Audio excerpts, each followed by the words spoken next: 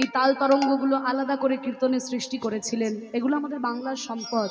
হ্যাঁ, চলুন এতক্ষণ আমরা গৌরচন্দ্রিকা আস্বাদন করলাম, এবার বৃন্দাবনে যাই, লীলা আস্বাদন করি। সবাই মায়েরা বৃন্দাবনে যাবে তো? ওই যারা যারা যাবে না একটু উলুধ্বনি দাও।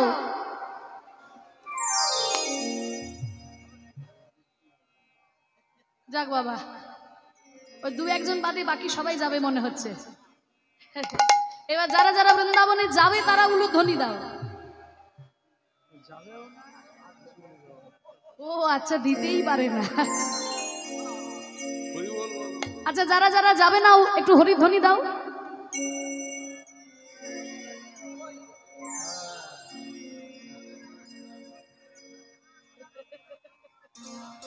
ওইটাই তো আমি বললাম, যারা যারা যাবে না হরিধ্বনি দাও। হ্যাঁ, মন চারিদিকে পড়ে আছে, একটু মন টানতে হবে, কারণ আমরা তো বৃন্দাবনেই আছি। মহাজন বলেছে যেখানে হয় হরিনাম সংকীর্তন সেইখানেই হয় মধুর বৃন্দাবন।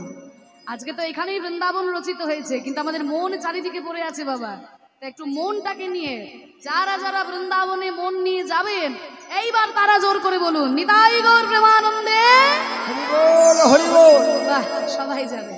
তা চলো বৃন্দাবনে যাই, কিন্তু বৃন্দাবনে যেতে গেলে তো আর বাংলা কথা চলবে না, সেখানে যেতে গেলে একটু হিন্দি কথা শিখে নেওয়া দরকার। কারণ এতক্ষণ আমরা মহাপ্রভুর সঙ্গে ছিলাম, উনি হচ্ছেন আমাদের বাঙালির ভগবান। আর এখন যার কাছে যাচ্ছি তিনি হলেন উত্তরপ্রদেশের ভগবান। তা তার কাছে যেতে গেলে একটু হিন্দি কথাটা শিখে নেওয়া ভালো, কারণ তিনি বাংলাটা ভালো করে বোঝেন কিনা তার নিয়ে সন্দেহ আছে আর কি। তা চলুন সবাই মিলে যাই। দাদারা আমাকে বলছিল যে মীরার ভজনটা একটু শোনাতে হবে। তা চলুন আমরা সবাই মিলে মীরার একটা হিন্দি ভজন আস্বাদন করতে করতে বৃন্দাবনে যাই। সারে গা পা ধা পা মা ধা পা পা ধা পা গা রে গা পা ধা পা গা রে মা পা ধা পা গা রে নি ধা গা রে মা গা রে সা রে सा।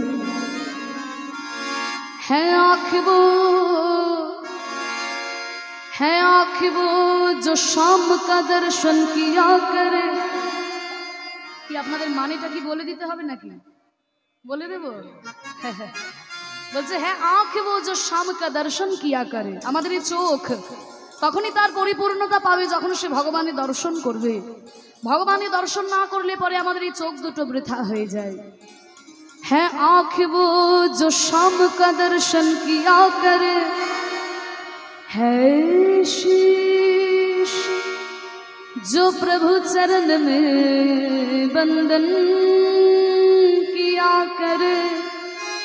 बेकार वो मुख है जो रहे व्यर्थ बातों में। বলছে আমাদের এই মুখটা বেকার হয়ে যাবে যদি এই মুখে একটু হরির নাম না করে ভগবানের নাম না করি। ভগবান মুখ দিয়েছে কাউকে গালাগালি দেবার জন্য নয়, ভগবানের নাম করার জন্য। কিন্তু আমরা এই মুখে ভগবানের নাম করলাম না, অকথা কুকথা বললাম, একে তাকে গালাগালি দিলাম, আমাদের এই মুখটাও বেকার হয়ে যাবে। বেকার वो मुख है जो रहे व्यर्थ बातों में। मुख वो है जो हर नाम का सुमिरन किया करे। हीरे मोती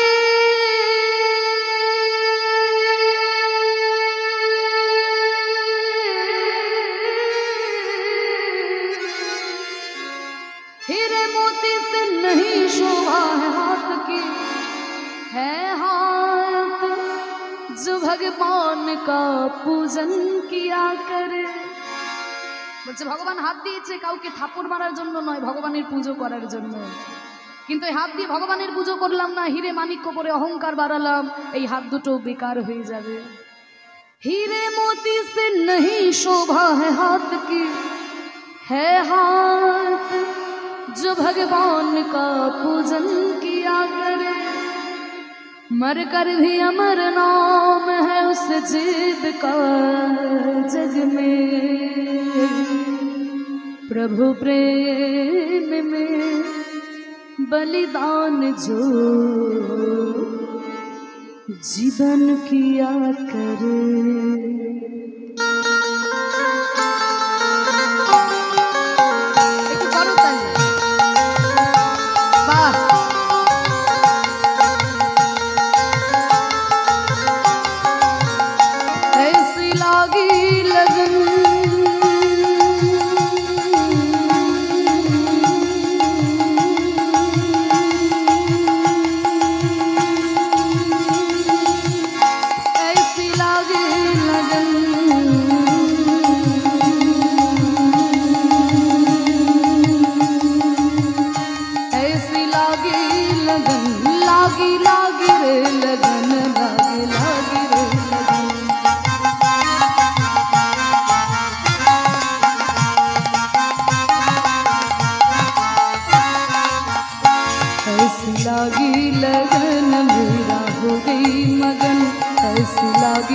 लगन मेरा हो गई मगन।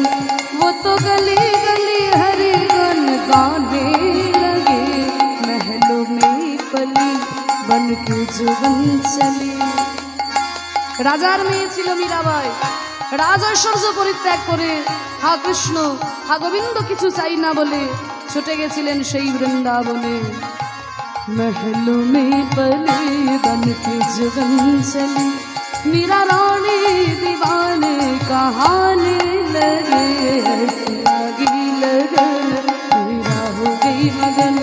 वो तो गली गली गली गली गली गली कृष्ण गली गली गली हरि गुण गान गाने लगे, ऐसी लागी लगन मेरा हो गई मगन।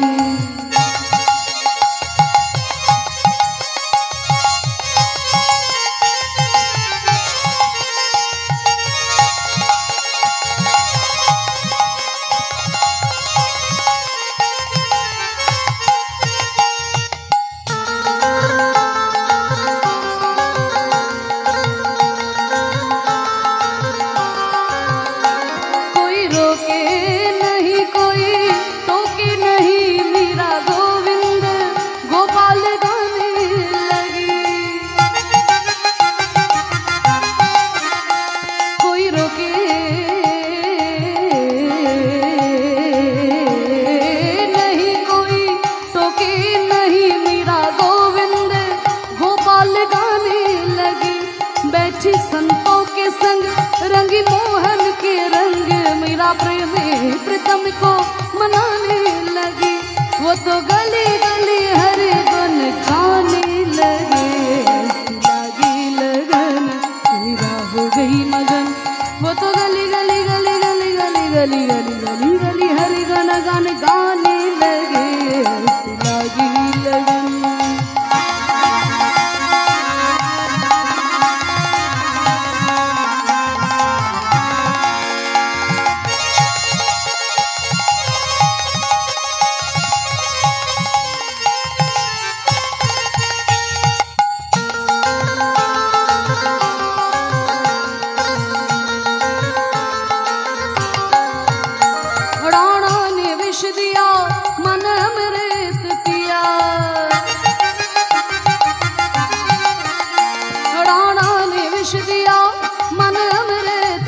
सनि धनि धब धब गप गरि ग सरि नि स धनि प धनि स प धनि स जनि स जनि स जरि धनि स धरि सरि नि स रि रि नि स ग ग नि स रि रि नि स म म नि स ग ग रे म म ग प प म ध ध प नि नि ध सा नि ध प रा रा नि विष दिया अमृत पिया। রাজা রানা প্রতাপ মীরাবাইকে বিষ দিয়েছিল, সেই বিষ যখন পান করলো মীরা যেন অমৃত পান করলো। বিষ পান করে যখন মীরার মৃত্যু হলো না, তখন মেবার থেকে নির্বাসন দিল মীরাকে। যখন নির্বাসন দিল, গিরিধারী গোপালকে বুকে জড়িয়ে ধরে বলছে, হে গিরিধর, হে গিরিধারী গোপাল, তোমার এতদিনে আমার প্রতি করুণা হয়েছে। যখন নির্বাসন দিল তখন বলছে, তোমার করুণা হয়েছে, এখন আমি অনায়াসে বৃন্দাবনে যেতে পারবো, আর আমার কোনো বাধা নাই, আর আমার কোনো পিছুটান নাই। গিরিধারী গোপালকে বুকে নিয়ে মীরা ছুটে চলেছেন সেই বৃন্দাবন। राणा ने विष दिया मन मेरे पिया, मीरा सागर में सरिता समाने लगी। दुख लाखों सहे मुख से गोविंद कहे, मीरा गोविंद गोपाल गाने लगी। वो तो गली गली हरि गुण गाने लगे, ऐसी लागी लगन मीरा हो गई मगन। वो तो गली गली गली गली गली गली गली गली गली हरि गुण गान गाने लगे। महलों में पली बन के जुबन चली, बन के जुबन चली, बन के जुबन चली, बन के जुबन चली, बन के जुबन चली।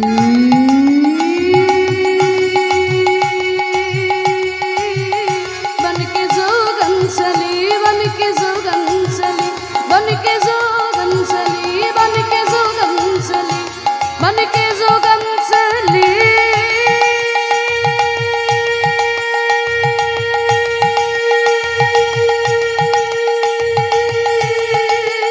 बन के जुगन चली, बन के जुगन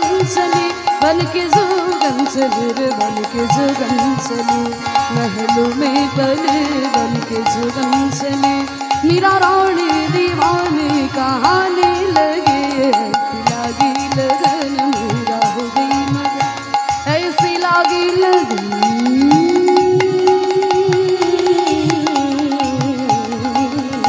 ऐसी लागी लगन मीरा हो गई मगन, ऐसी लागी लगन मीरा हो गई मगन, ऐसी लागी लगन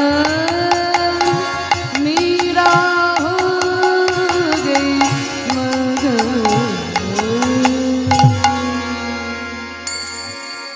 निताई गौर प्रेमानंदे हरि हरि बोल।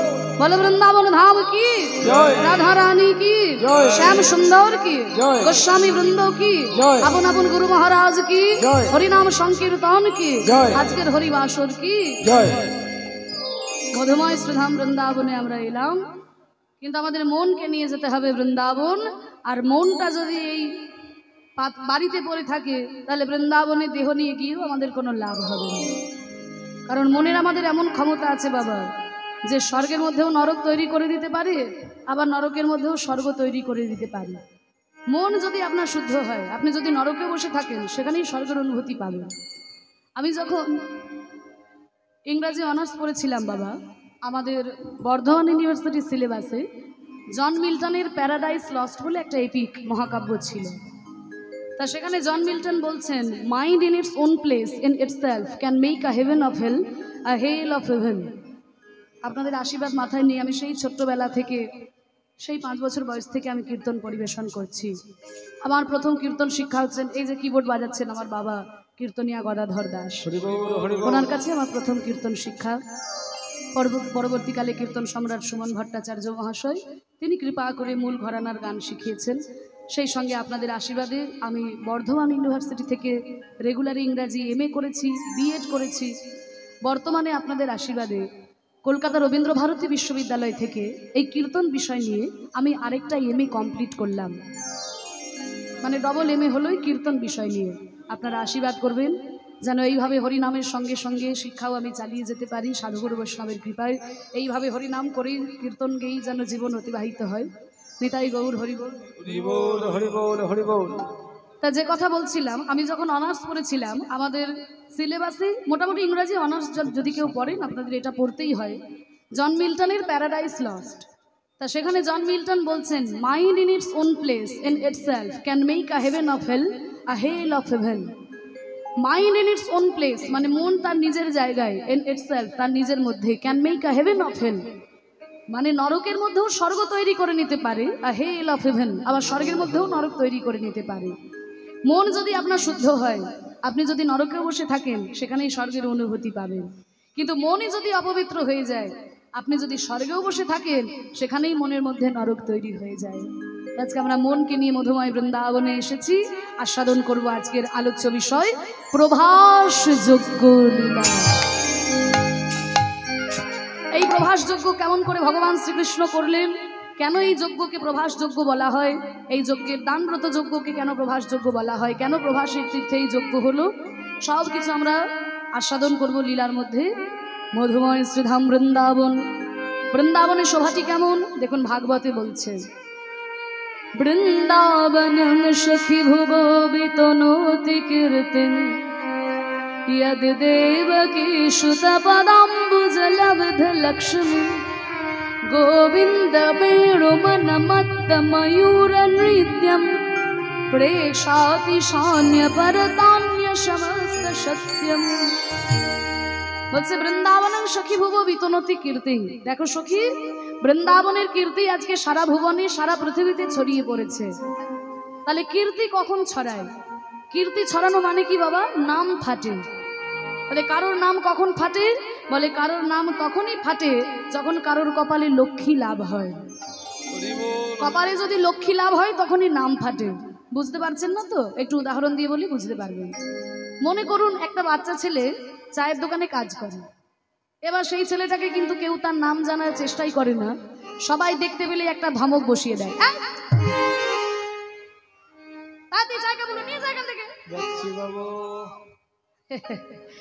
ওই যে বাচ্চা ছেলেটা সবাই দেখতে পেলে একটা ধমক দিয়ে চলে যায়।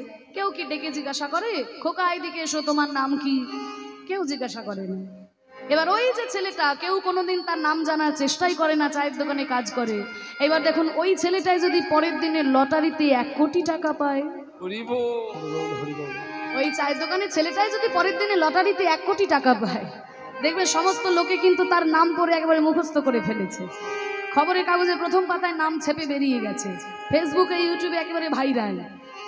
তাহলে ওই যে চায়ের দোকানের ছেলেটা, কেউ কোনোদিন তার নাম জানার চেষ্টাই করতো না, আজকে সমস্ত লোকে তার নাম জেনে মুখস্থ করে ফেলেছে। কেন না, ওই যে কপালে লক্ষ্মী লাভ হয়েছে। কপালে যদি লক্ষ্মী লাভ হয় তখনই তার নাম ফাটে। তা লক্ষ্মী মানে কিন্তু শুধুমাত্র টাকা পয়সা ধন সম্পত্তি নয়, লক্ষ্মীর অনেক রূপ। ধনলক্ষ্মী, যশলক্ষ্মী, সৌভাগ্য লক্ষ্মী, লক্ষ্মীর তো অনেক রূপ। তা বলছে বৃন্দাবনের নামগন্ধই কেউ জানতো না। ওই তো উত্তরপ্রদেশের ছোট্ট ঝোপে পাহাড়ের নিচে একটা গ্রাম, কিন্তু দেখুন আজকে সারা পৃথিবীর লোকে বৃন্দাবনকে চেনে। কেন না, বৃন্দাবনের কপালে লক্ষ্মী লাভ হলো। লক্ষ্মীটা কি? ইয়াদ দেবকী সুত পদাম্বুজ লব্ধ লক্ষ্মী। দেবকী সুত মানে দেবকীর পুত্র কৃষ্ণের চরণরূপী লক্ষ্মী যখন বৃন্দাবনের মাটিতে পড়ল, বৃন্দাবনের সৌভাগ্য লক্ষ্মী উদয় হলো, আর বৃন্দাবনের নাম সারা পৃথিবীতে ছড়িয়ে পড়ল। সেই গোবিন্দ বৃন্দাবনে এসে কি করলেন? গোবিন্দ বেণু বাঁশি বাজালেন। আর তার বাঁশি শুনে ময়ূর ভাবলো মেঘ ডাকছে, তাই পেখম তুলে নৃত্য করতে শুরু করলো। গোবিন্দ বেণু মনমত্ত ময়ূর নৃত্য। বাঁশি শুনে ময়ূর পেখম তুলে নৃত্য করছে, আর ময়ূরের নৃত্য দেখে অন্যান্য পশু পাখি তারাও ভাবলো আমাদের আনন্দের সময়, আনন্দে গুণগান করতে লাগলো। প্রেক্ষাতি সান্‍ය পরতান্য সমস্ত সত্যম মধুময় শ্রীধাম বৃন্দাবন রচিত হলো। তা সেই মধুময় বৃন্দাবনের মাধুরীমা ভগবান শ্রীকৃষ্ণই কিন্তু বেশি দিন বৃন্দাবনে থাকতে পারলেন না। যখন অক্রূর রথে চাপিয়ে নিয়ে চলে গেল কৃষ্ণকে, মথুরায় গিয়ে কংসকে বধ করলেন ভগবান শ্রীকৃষ্ণ, নানান রকম রাজনৈতিক টানাপোড়েনে পড়ে কৃষ্ণ কিন্তু বৃন্দাবনে ফিরে আসতে পারলেন না। আর বৃন্দাবনে শুরু হয়ে গেল তীব্র বিরহ। মা যশোমতী গোপাল গোপাল বলে কেঁদে কেঁদে চোখ দুটো অন্ধ হয়ে গেছে। পিতানন্দ গোপাল গোপাল বলে কেঁদে কেঁদে পথে পথে ঘুরে বেড়ায়। শ্রীরাম সুদাম কানাই কানাই বলে বনে বনে ঘুরে বেড়ায়। আর শ্রীমতী রাধারানী, তার দুঃখ এক মুখে বর্ণনা করা যায় না। কোনোদিন রাধারানী কাঁদছেন, ওরে সখী, ওরে সখী, আমার প্রাণবধূ বলল, এই যমুনার জল ছুঁয়ে আমাকে বলল আমি আজ যাচ্ছি কাল আসবো, কিন্তু সেই কাল যে এখনো হলো না রে সখী। কাল বলে কালা গেল মধুপুরে, সে কালের আর কদিন বাকি। আমার যৌবন সায়রে সরিতেছে ভাটা, আমি তাহারে কেমনে রাখি। আর কোনোদিন কাঁদছে, ওরে সখী, আর বোধহয় আমি বাঁচবো না সখী, আর আমি বাঁচবো না, মরিব মরিব সখী, নিশ্চয় মরিব। আমার কানু হেন গুণ নিধি আমি কারে দিয়ে যাব।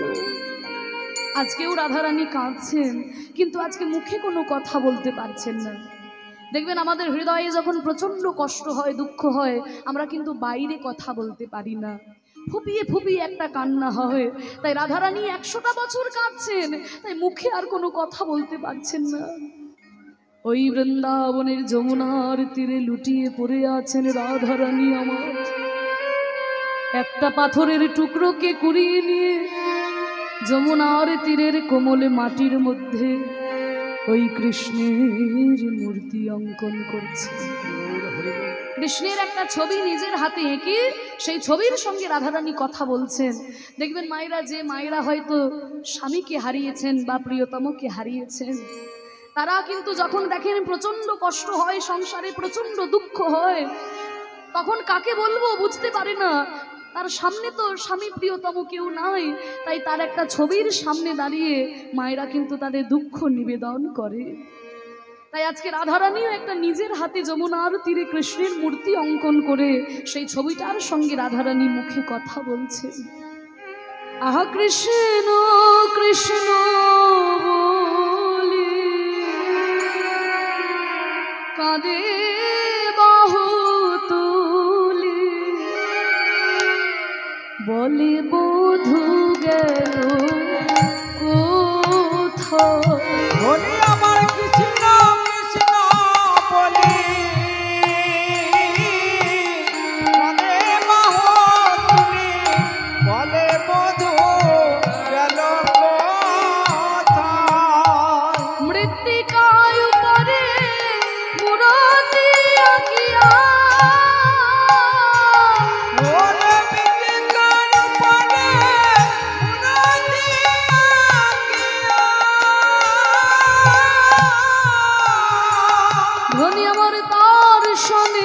কহে কথা গো, তার স্বামী কহে কথা।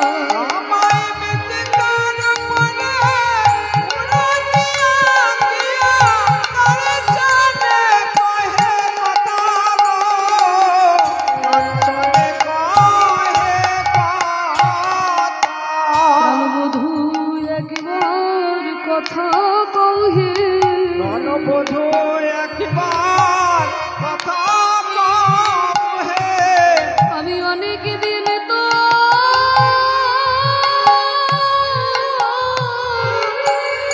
শুনি না,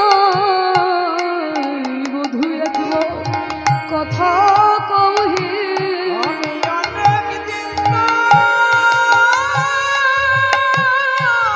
শুনি নাই, বধূ একবার কথা কহে। রাধারানী আমার কৃষ্ণের মূর্তি অঙ্কন করছেন। কৃষ্ণের মূর্তি অঙ্কন করতে গিয়ে চরণে আঁকতে গিয়ে চরণে আঁকতে পারলো না, বদনে আঁকতে গিয়ে বদনে আঁকতে পারলো না। এই রাধারানী আজকে মাঝখান থেকে আঁকতে শুরু করেছেন। বদন আঁকতে পারলো না, চরণ আঁকতে পারলো না, মাঝখান থেকে মানে কোমর থেকে আঁকতে শুরু করেছেন। আঁকি আসে কোটি পরাইল ধটি, কত যতনে প্যার। ধনী আমায় আঁকিয়াছে কোটি, বলাই না ধনী, কত যাতনা প্যারে।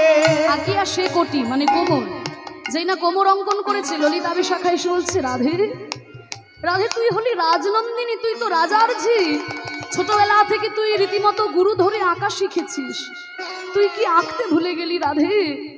ওরে আঁকতে হলে হয় বদন থেকে শুরু করতে হয়, তা না হলে চরণে থেকে শুরু করতে হয়। এমন ভাবে মাঝখান থেকে কি কেউ আঁকতে শুরু করে? তুই কি আঁকতে ভুলে গেলি রাধে? রাধারানী বলছে, ওরে ললিতাই ওরে বিশাখা,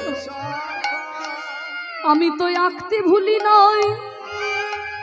আমি যখন গোবিন্দের বদনে আঁকতে গেলাম, ওই চাঁদ বদনে মনে করে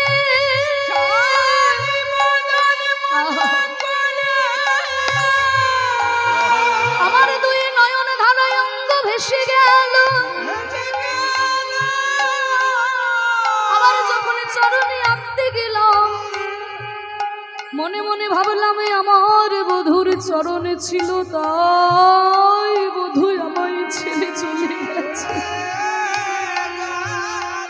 আর আমি যদি এই চিত্রের চরণে অঙ্কন করে, আর যদি চরণে পেয়ে এই চিত্র আমাকে ছেড়ে চলে যায়, তাহলে আমি আর কি নিয়ে বল বাঁচব সখী? ললিতা তাইতে চরণ আঁকি না, তাইতো চরণ আঁকি নাই। যদি চরণ পেলে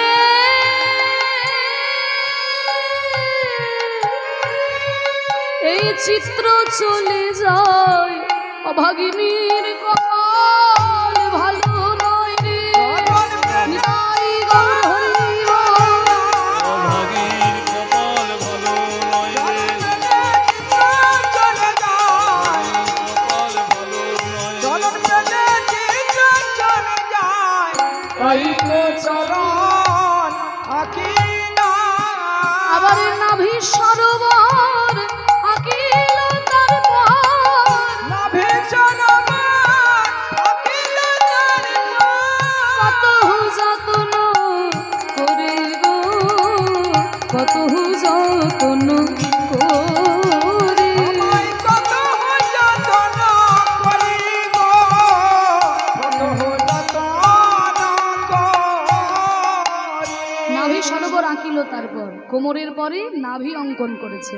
যেই না কোমরের উপরে নাভি এঁকেছে, ললিতা বিশাখা বুঝলো আচ্ছা তাহলে ছবিটা উপরের দিকেই উঠছে। নাভি যখন এঁকেছে তাহলে উপরের দিকে উঠছে। এবার কি অঙ্কন করছে রাধারানী আমার?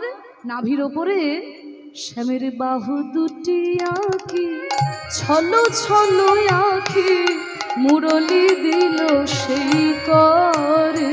শ্যামের বাহু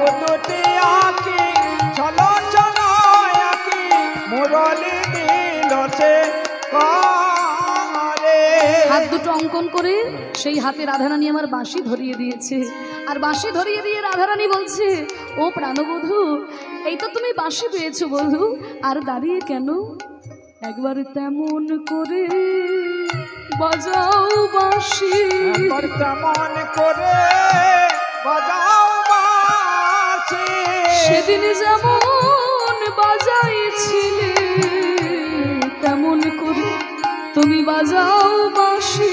তুমি সেদিন কোন বাজিয়েছিলে, যে বাঁশি শুনে হলাম দাসী, তুমি সেদিন তেমন বাজিয়েছিলে, যে বাঁশি শুনে আমি হলাম দাসী। তুমি সেদিন তেমন নিতাই গৌর প্রেমানন্দে হরি বল। হলাম দাসী তুমি সেদিন তেমন বাজিয়েছিলে, বলেছে তেমন করে বাজাও বাঁশি। আবার কম্বু কণ্ঠ কিবা অপরূপ শোভা, কণ্ঠ কিবা অপরূপ শোভা। বদন আঁকিল পরে গো, বদন আঁকিল পরে। আমায় বদন আঁকিল পরে গো, বদন আঁকিল পরে। কম্বু কণ্ঠ কিবা অপরূপ শোভা বদন আঁকিল পরে। কম্বু মানে হচ্ছে শাঁখ, শঙ্খ। ওমা, শঙ্খের গায়ে দেখবে কেমন ভাঁজ ভাঁজ দাগ থাকে না? সব শঙ্খে কিন্তু থাকে না, কিছু কিছু শঙ্খে থাকে। তা আমার গোবিন্দের কণ্ঠের মধ্যে তেমন শাঁখের মতো ভাঁজ ভাঁজ দাগ। তা সেই শঙ্খের মতো দাগগুলো এঁকে দিয়েছে রাধারানী। এইবার বাঁশি ধরিয়ে দিয়ে কণ্ঠটা এঁকেছে, তার উপরে মুখমণ্ডল আঁকছে। শ্যামের বদন আঁকিয়া মুখে মুখ দিয়া তার শনি কহে কথা। শ্যামের বদন আঁকিয়া মুখে মুখ দিয়া তার শানে কহে কথা। যে না বদনটা এঁকেছে, একেবারে মুখের সামনে রাধারানী মুখটা নিয়ে গিয়ে বলছে, বধূ, ও বধূ, বধূ গো, এই দাসীর কথা কি মনে পড়ে না? এই দাসীর কথা কি মনে পড়ে না? তুমি দ্বারকায় রাজা হয়েছ বলে দাসীর কথা মনে পড়ে না। তুমি দ্বারকায় রাজা হয়েছ বলে, এই বৃন্দাবনের রাখাল রাজা, তুমি দ্বারকায় রাজা হয়েছ বলে, এই বৃন্দাবনের রাখাল রাজা। তুমি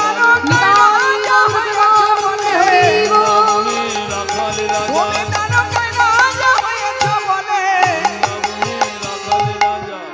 দাসীর কথা কি মনে পড়ে না? দাস যদুনাথ কয় ওহে রসময়,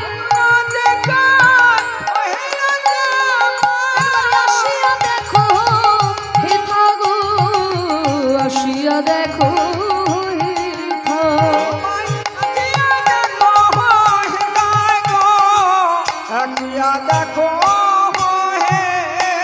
তুমি একবার এসে দেখে যাও,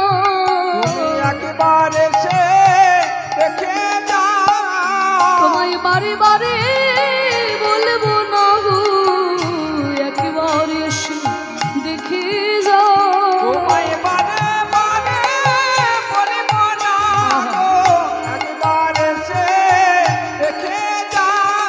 তোমার প্রেমময়ীর কি যে দশা, দশা বলতে হিয়া ফেটে যায়। তোমায় নিতাই গৌর প্রেমানন্দে হরি বল। হিয়া ফেটে যায় তোমায় প্রেমময়ী দশা হিয়া ফেটে যায় একেবারে সে দেখে দাস যদুনাথ কয় ওহে রসময়, আসিয়া দেখো হে থাগো, আসিয়া দেখো।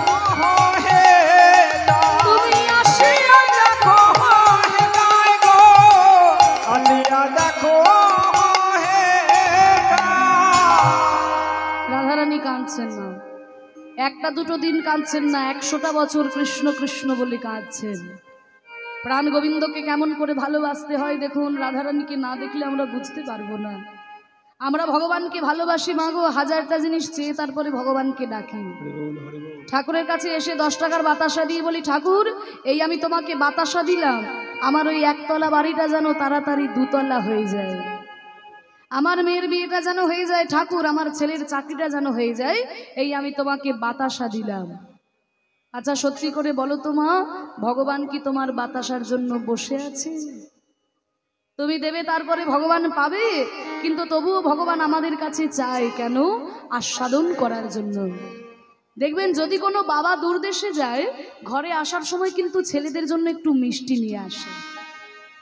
তা একজন বাবা বিদেশে গেছেন, ঘরে আসার সময় ছেলেদের জন্য এক ভাঁড় মিষ্টি এনেছেন, আর মিষ্টিটাকে এনে গিন্নির হাতে তুলে দিয়েছে, ছেলেদের মায়ের হাতে তুলে দিয়েছে। মা করেছে কিনা 4টি ছেলে, একটা একটা করে মিষ্টি 4টি ছেলেকে দিয়েছে। আর ছেলেদেরকে দেওয়ার পরে ছেলেরা যখন মিষ্টিগুলো খায়, তখন বাবা হাত পেতে চায়, ওরে ওরে আমাকে একটু দিবি না, আমাকে একটু দে। আচ্ছা সত্যি করে বলুন তো, বাবা কি খাবার জন্য চায়? বাবার পকেটে তো অনেক টাকা ছিল, মিষ্টি দোকানে বসে একটা কেন 100টা মিষ্টি খেতে পারতো, কিন্তু ছেলের হাতে তুলে দিলাম, তার থেকে যে ছেলে যদি আমাকে একটু খুঁটে দেয়, বাবার কত আনন্দ হয়। তাহলে ওই 4টা ছেলের মধ্যে একটা ছেলে করে কি না, বাবাকে একটু নখে করে খুঁটে দেয়, এই দেখো বাবা তোমায় দিলাম।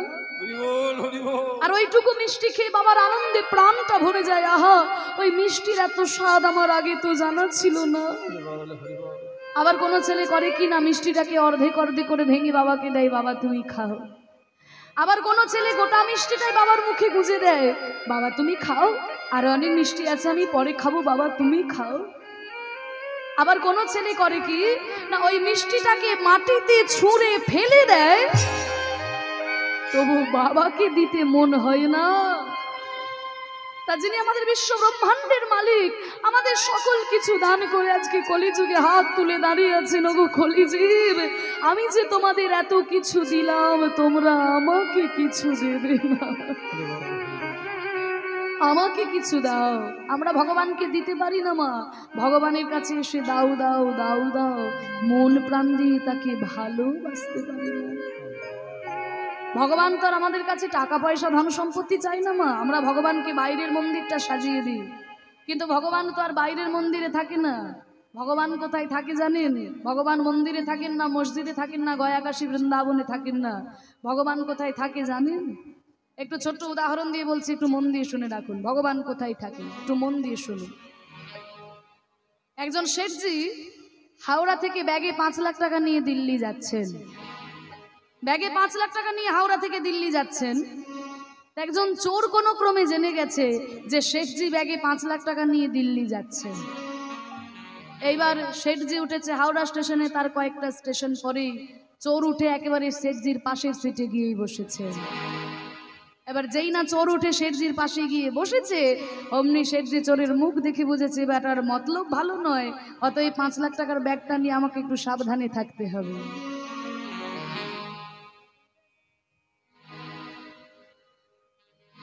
5 লাখ টাকার ব্যাগটা নিয়ে আমাকে একটু সাবধানে থাকতে হবে।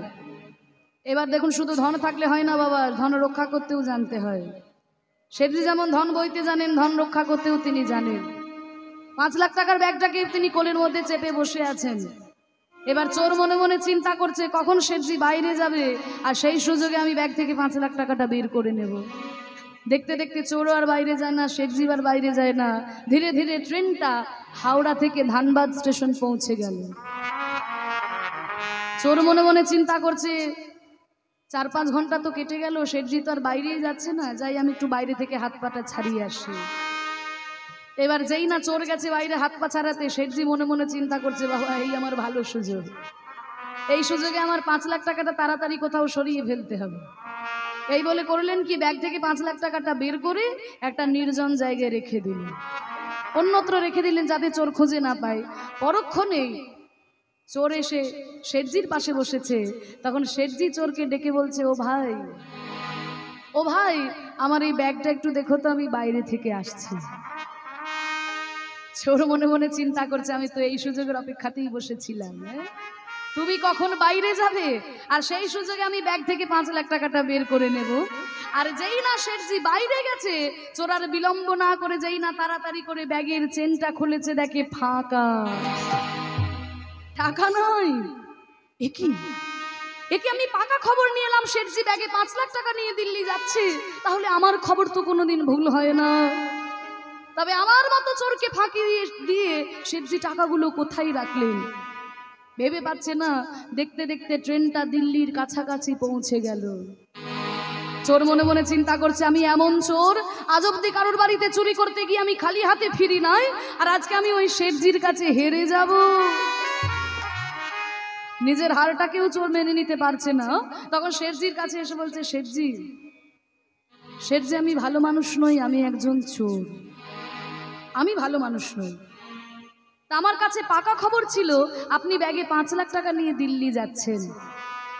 আপনি যখন ওই বাইরে গেলেন, আমি আপনার ব্যাগের চেনটা খুলে দেখলাম ফাঁকা। তা শেঠজি আপনি যদি আমাকে একটু দয়া করে বলেন, আমার মতো চোরকে ফাঁকি দিয়ে আপনি টাকাগুলো কোথায় রেখেছেন? না না, আপনি ভয় পাবেন না, চুরি আমি আর করব না। চুরি করার স্বাদ আমার মিটে গেছে, চুরি আমি করব না। আমি শুধু জানতে চাই আমি এমন চোর, আজ অব্দি কারোর বাড়িতে চুরি করতে গিয়ে আমি খালি হাতে ফিরি নাই, সেই চোরকে ফাঁকি দিয়ে আপনি টাকাগুলো কোথায় রেখেছেন? তখন শেঠজি বলছে, শোনো ভাই, তুমি যেমন আমাকে সত্যি কথাটা বললে, এবার আমিও তোমাকে সত্যি কথাটা বলি। তুমি যখনই আমার পাশে উঠে বসলে, আমি তোমার মুখ দেখে বুঝেছিলাম তোমার মতলব ভালো নয়। তাই তুমি যেমন অপেক্ষা করছিলে আমি কখন বাইরে যাব, তেমনি আমিও অপেক্ষা করছিলাম তুমি কখন বাইরে যাবে। আর যেই না তুমি আমার আগে বাইরে গেলে, আমি কি করেছি জানো? আমি কি করেছি জানো? আমি ওই আমার ব্যাগ থেকে টাকাটা বের করে আমি ওই তোমার ব্যাগের মধ্যে রেখে দিয়েছি। আমি তোমার ব্যাগের মধ্যে রেখে দিয়েছি, কারণ আমি নিশ্চিত জানি তুমি আমার ব্যাগটা খুঁজে দেখবে, কিন্তু নিজের ব্যাগটা একবারও খুঁজে দেখবে না। তোমার ওই ব্যাগটাতে আমি গুনে গুনে দেখলাম 9টা জায়গায় তালি মারা আছে, মানে পটি মারা আছে। এই নবতালিযুক্ত ব্যাগ বাবা আমাদের এই দেহ ব্যাগ, এই নবতালিযুক্ত ব্যাগ, 2 কান 2 চোখ 2 নাকে ছিদ্র, মুখ পায়ু উপস্থ, এই নবতালিযুক্ত ব্যাগ ভগবান সব জায়গা থেকে ছেড়ে দিয়ে লুকিয়ে আছেন আমাদের এই হৃদয় মন্দিরে। কারণ ভগবান নিশ্চিত জানেন মানুষ আমাকে সর্বত্র খুঁজে বেড়াবে, কিন্তু নিজের হৃদয়টা একবারও খুঁজে দেখবে না, নিজের হৃদয়টা একবারও খুঁজে দেখবে না। তাই তো বিশ্বকবি রবীন্দ্রনাথ বলেছেন, আমার হিয়ার মাঝে লুকিয়েছিলে, দেখতে আমি পাইনি তোমায়, দেখতে আমি পাইনি। বাহির পানে চোখ মেলেছে, বাহির পানে আমার হৃদয় পানে চাইনি, আমার হিয়ার মাঝে লুকিয়েছিলে, দেখতে আমি পাইনি তোমায়, দেখতে আমি পাইনি। আমার সকল ভালোবাসায় সকল আঘাত সকল আশায়, আমার সকল ভালোবাসায় সকল আঘাত সকল আশায় তুমি ছিলে আমার কাছে, তুমি ছিলে। আমি তোমার কাছে যাইনি, আমার হিয়ার মাঝে লুকিয়েছিলে, দেখতে আমি পাইনি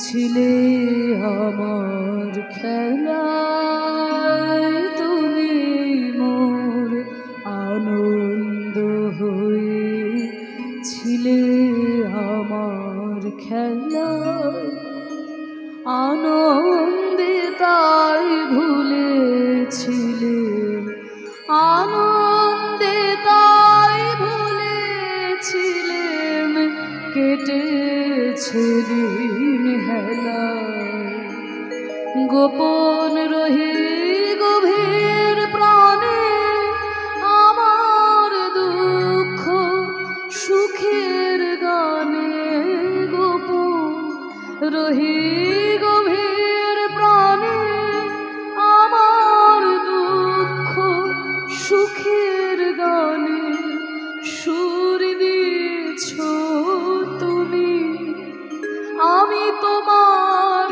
গান তো গাইনি আমার হিয়ার মাঝে লুকিয়েছিলে, দেখতে আমি পাইনি তোমায়, দেখতে আমি পাইনি, বাহির পানে চোখ মেলেছে, বাহির পানে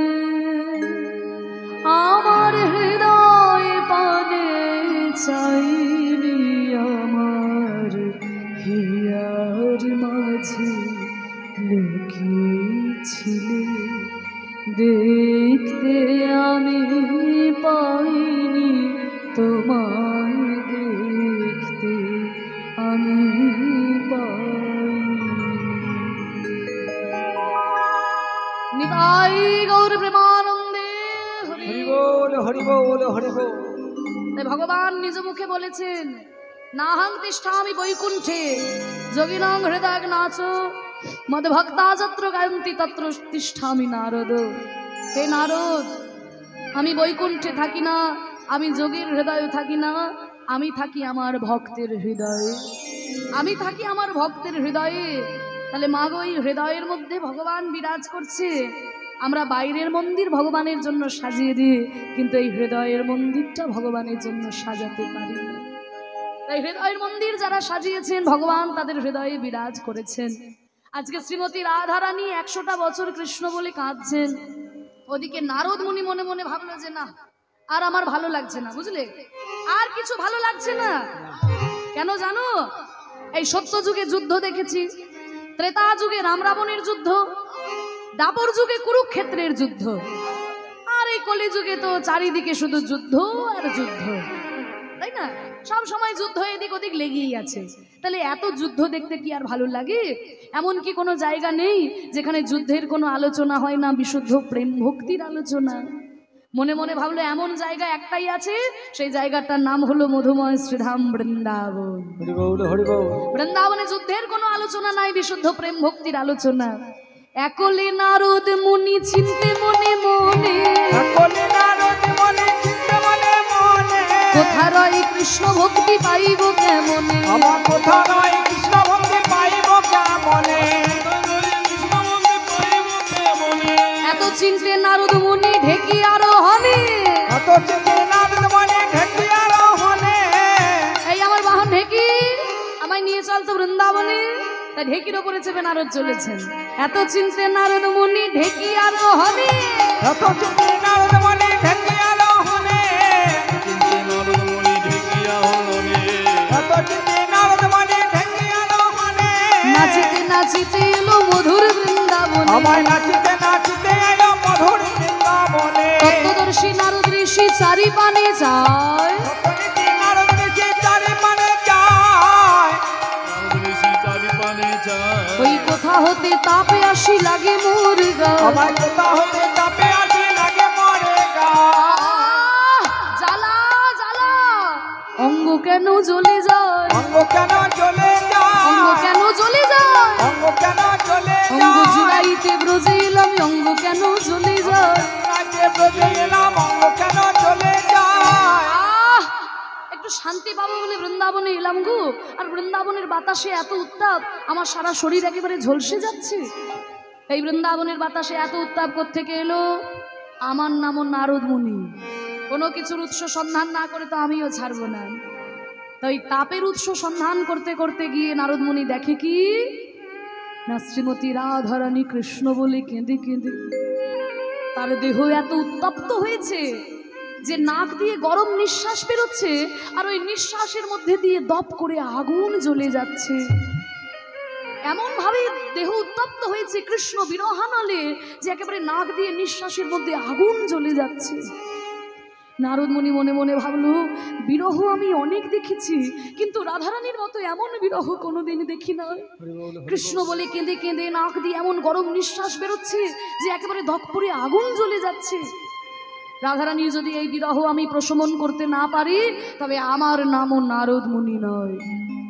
কৃষ্ণ বলতে বলতে যখনই নারদ মুনি রাধারানীর সামনে প্রবেশ করেছেন, বলো কৃষ্ণ কহ কৃষ্ণ, বলো কৃষ্ণ কহ কৃষ্ণ, একবার কৃষ্ণ কৃষ্ণ বলো মুখে, বলো কৃষ্ণ কহ কৃষ্ণ, কৃষ্ণ কৃষ্ণ বলো মুখে, নামে বুক ভরে যায় অভাব মিটায়, নামে বুক ভরে যায় অভাব মিটায়, স্বভাব জাগায় মহাসুখে, বলো কৃষ্ণ কহ কৃষ্ণ, বলো কৃষ্ণ, ওহ কৃষ্ণ, বলো কৃষ্ণ, কহ কৃষ্ণ। যেই না কৃষ্ণ নাম করতে করতে নারদ মুনি প্রবেশ করেছে, রাধারানী নারদের চরণ দুটিকে জড়িয়ে ধরেছে। ওগো নারদ মুনি, ওগো নারদ মুনি, যে কৃষ্ণ নাম তুমি আমাকে শোনালে, যে মধুর নাম তুমি আমাকে শোনালে, বলতে পারো সেই কৃষ্ণকে আমি কোথায় গেলে পাবো? ওই কৃষ্ণকে আমি কোথায় গেলে পাবো? নারদ মুনি বলছে, রাধে তুমি এইভাবে কেঁদো না। বিরহ আমি অনেক দেখেছি রাধে, কিন্তু তোমার মতো বিরহ কোনোদিন দেখি নাই। এইভাবেও যে কৃষ্ণ বলে কাঁদা যায়, তোমাকে না দেখলে আমি বুঝতে পারতাম না রাধে।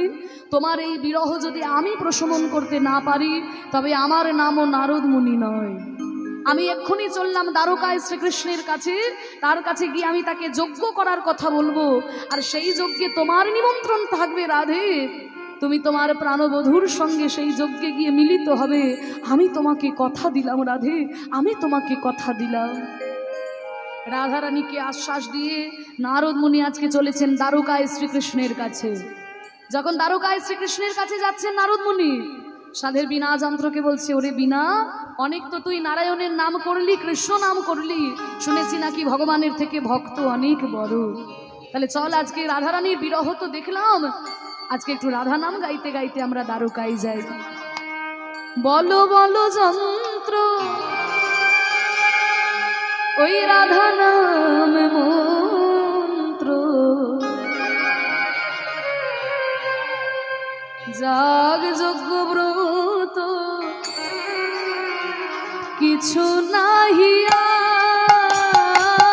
বলো বলো চন্দ্র রাধা নাম মন্ত্র, যাগ ব্রত কিছু নাহিয়া, বলো বলো যন্ত্র রাধা নামে মন্ত্র, যাগ যজ্ঞ ব্রত কিছু নাহিয়া, আহা বলো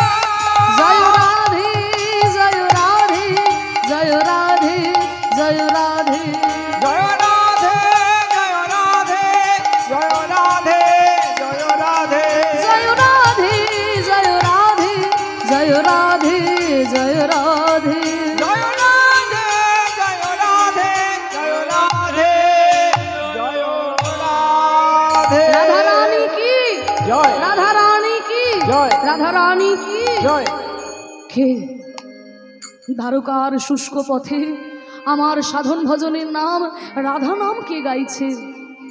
দেখুন, ভক্ত যেমন ভগবানের জন্য ব্যাকুল হয়, ভগবানও যে ভক্তের জন্য ব্যাকুল হয়। আজকে রাধারানী যেমন কৃষ্ণের জন্য বিরহে ব্যাকুল হয়েছেন, ক্রন্দন করছেন, আজকে প্রাণ গোবিন্দও যে রাধারানীর বিরহে পাগল। কারণ ভক্তের সাধনা ছোটে আর ভগবানের করুণার নামে। সাধনা ঊর্ধ্বগামী, করুণা নিম্নগামী। সাধনা ছোটে, করুণার নামে, তবেই তো ভক্ত ভগবানের মিলন হয়। রাধারানী সাধনা করছেন, সাধনা উঠছে আর ভগবানের করুণা নামছে। কে শোনালো আমাকে এই রাধা নাম? ওই রাধা রাধা নাম কি শুনালে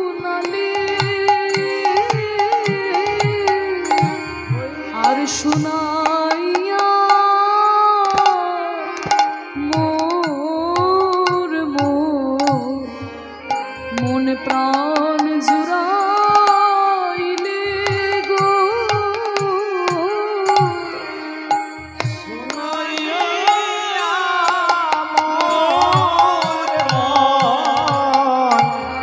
আমার প্রাণ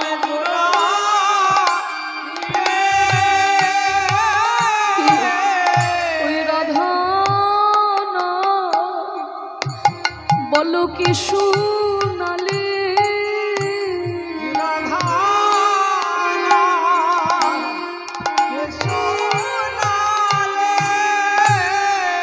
এ নামের বরেনে বরেনে সুধা ঝরে, এই নাম বলো কি শুনালে আমার সর্বেন্দ্রিয় মাতাইলে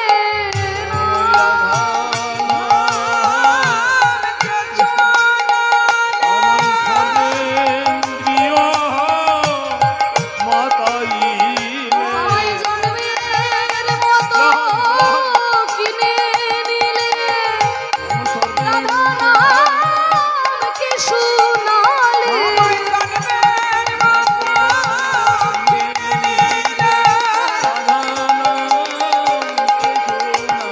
আমায় জন্মের মতো কিনে নিলে আমায় জন্মের মতো কিনে নিলে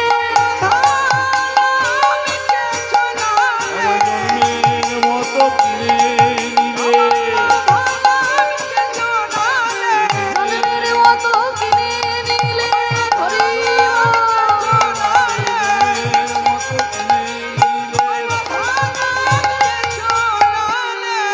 ওই রাধা রাধা নাম কে শুনালে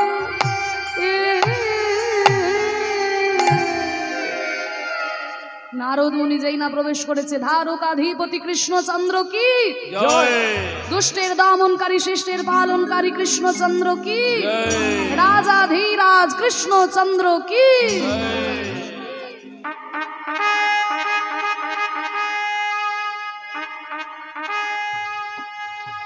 যেই না নারদ মুনি প্রবেশ করেছে, ভগবান শ্রীকৃষ্ণ বলেন, আচ্ছা নারদ মুনি এসেছেন, আসুন আসুন আসুন দেবর্ষিবাদ আসুন। অনেকদিন পরে আপনাকে দেখে মনটা আনন্দে ভরে গেল। তা যাক, আপনি সবসময় নারায়ণ নারায়ণ নাম করতে করতে আসেন, কি ব্যাপার আজকে আমার সাধন ভজনের নাম রাধা নাম গাইতে গাইতে আপনি আসছেন? এই যে আমি হলাম মুনি ঋষি মানুষ, ভাবের ঘোরে আমি কখন কৃষ্ণ নাম করব, কখন নারায়ণের নাম গাইব, আর কখন রাধারানীর নাম গাইব, তার জন্য কি তোমাকে জবাবদিহি করব?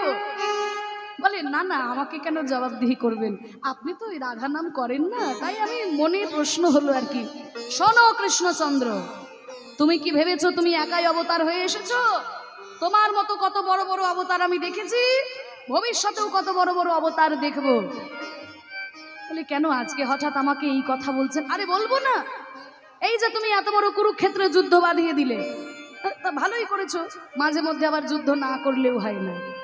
হ্যাঁ, কারণ গীতার পাতায় ভগবান শ্রীকৃষ্ণ নিজেই বলেছেন, যদা যদা হি ধর্মস্য গ্লানির্ভবতি ভারত অভ্যুত্থানম অধর্মস্য তদাত্মানম সৃজাম্যহম পরিত্রাণায় সাধুনাং বিনাশায় চ দুষ্কৃতাং ধর্ম সংস্থাপনার্থায় সম্ভবামি যুগে যুগে।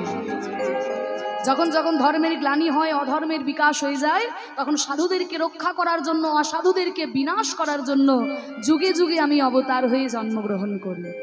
তা তুমি যুদ্ধ করেছো, ভালোই করেছো। হ্যাঁ, অধর্মের বিনাশ করেছো, ধর্মের প্রতিষ্ঠা করেছো, সবই ঠিকই আছে।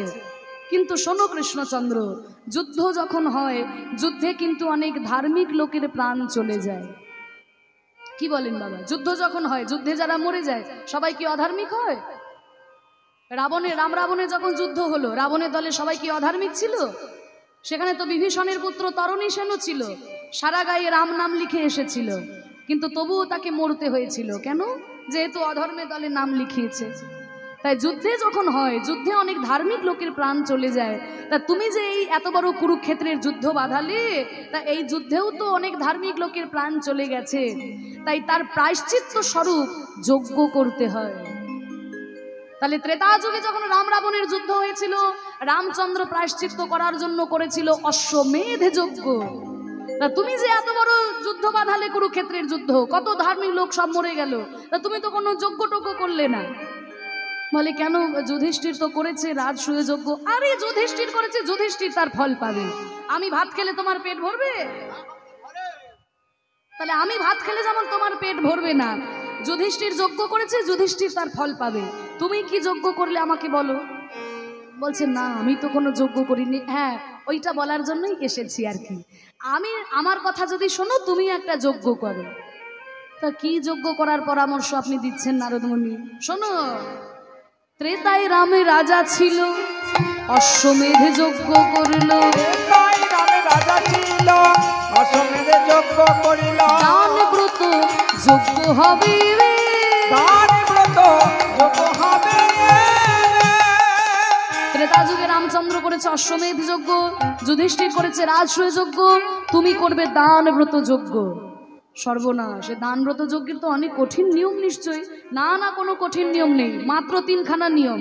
আপনারাও শুনে রাখুন, চেষ্টা করলে করতে পারবেন।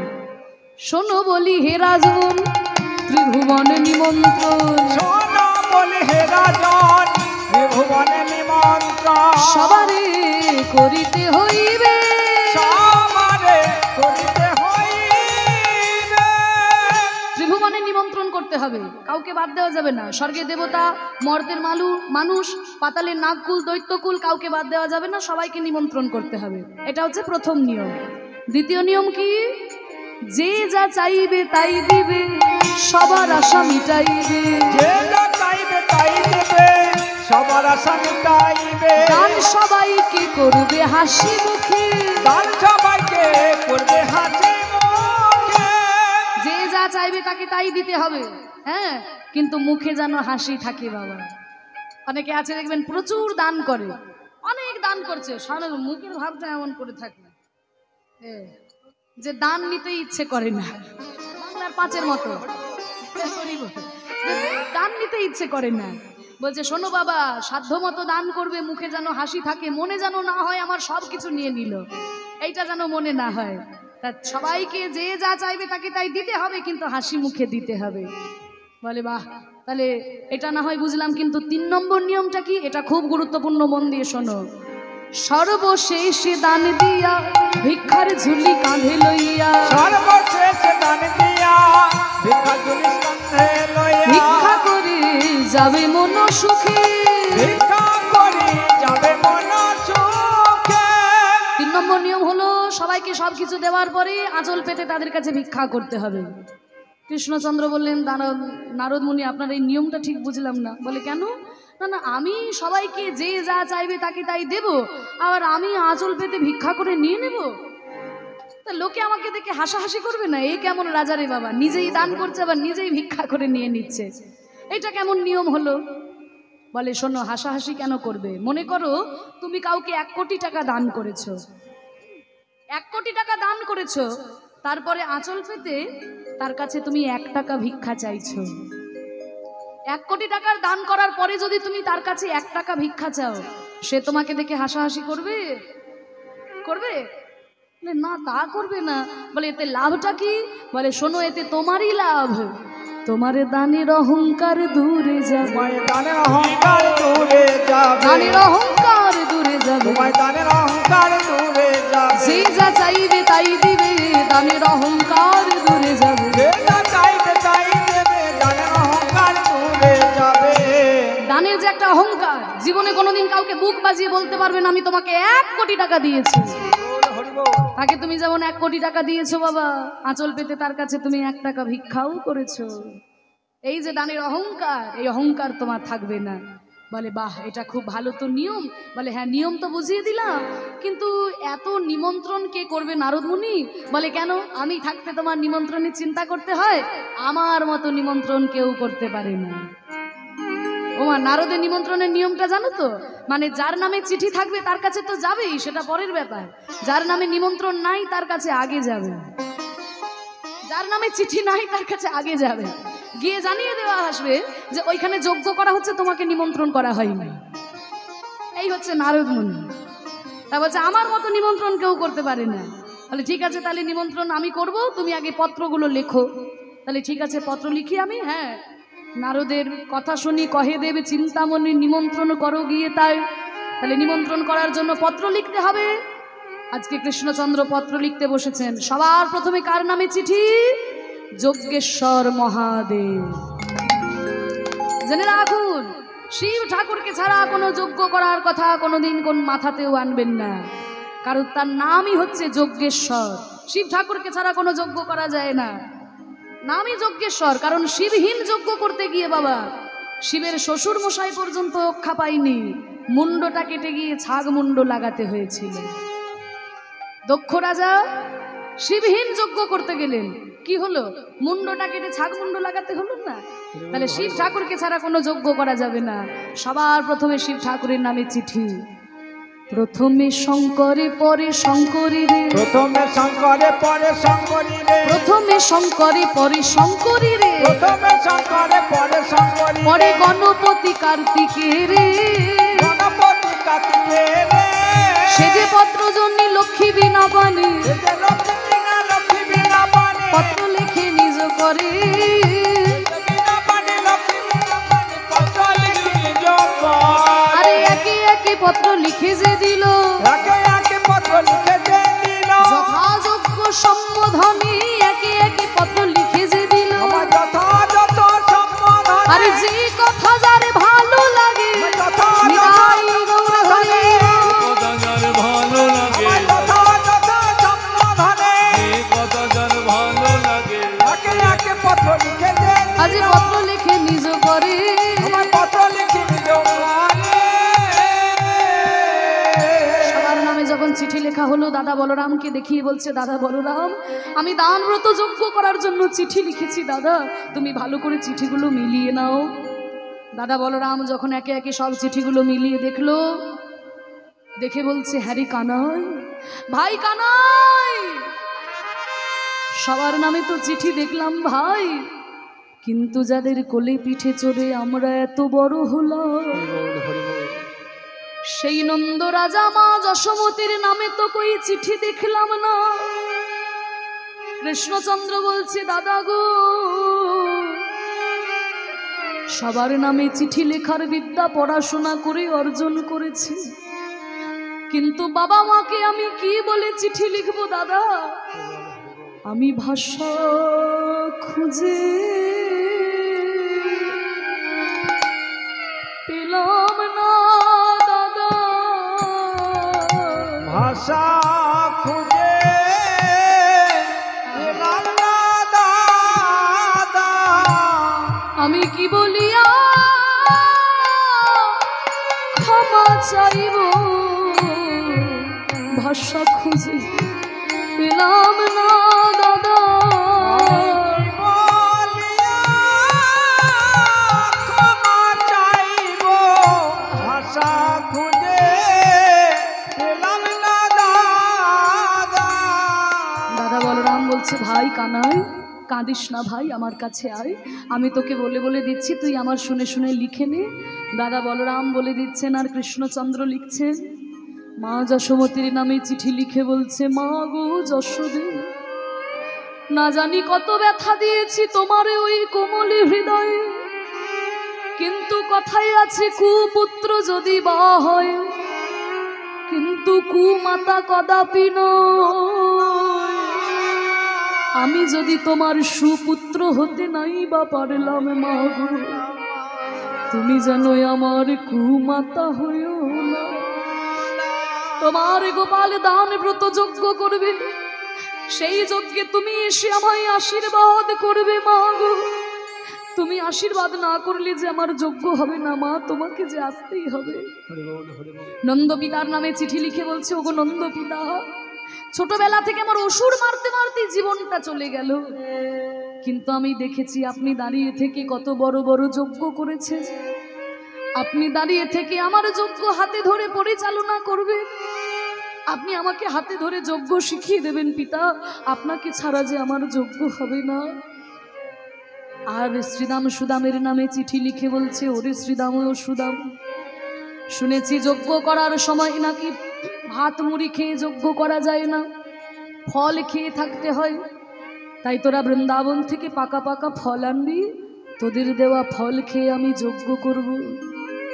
আর আড়ালে গিয়ে শ্রীমতী রাধারানীর নামে চিঠি লিখে বলছে, ওগো রাধে, তুমি তো আমার শুধু প্রেমময়ী নয়,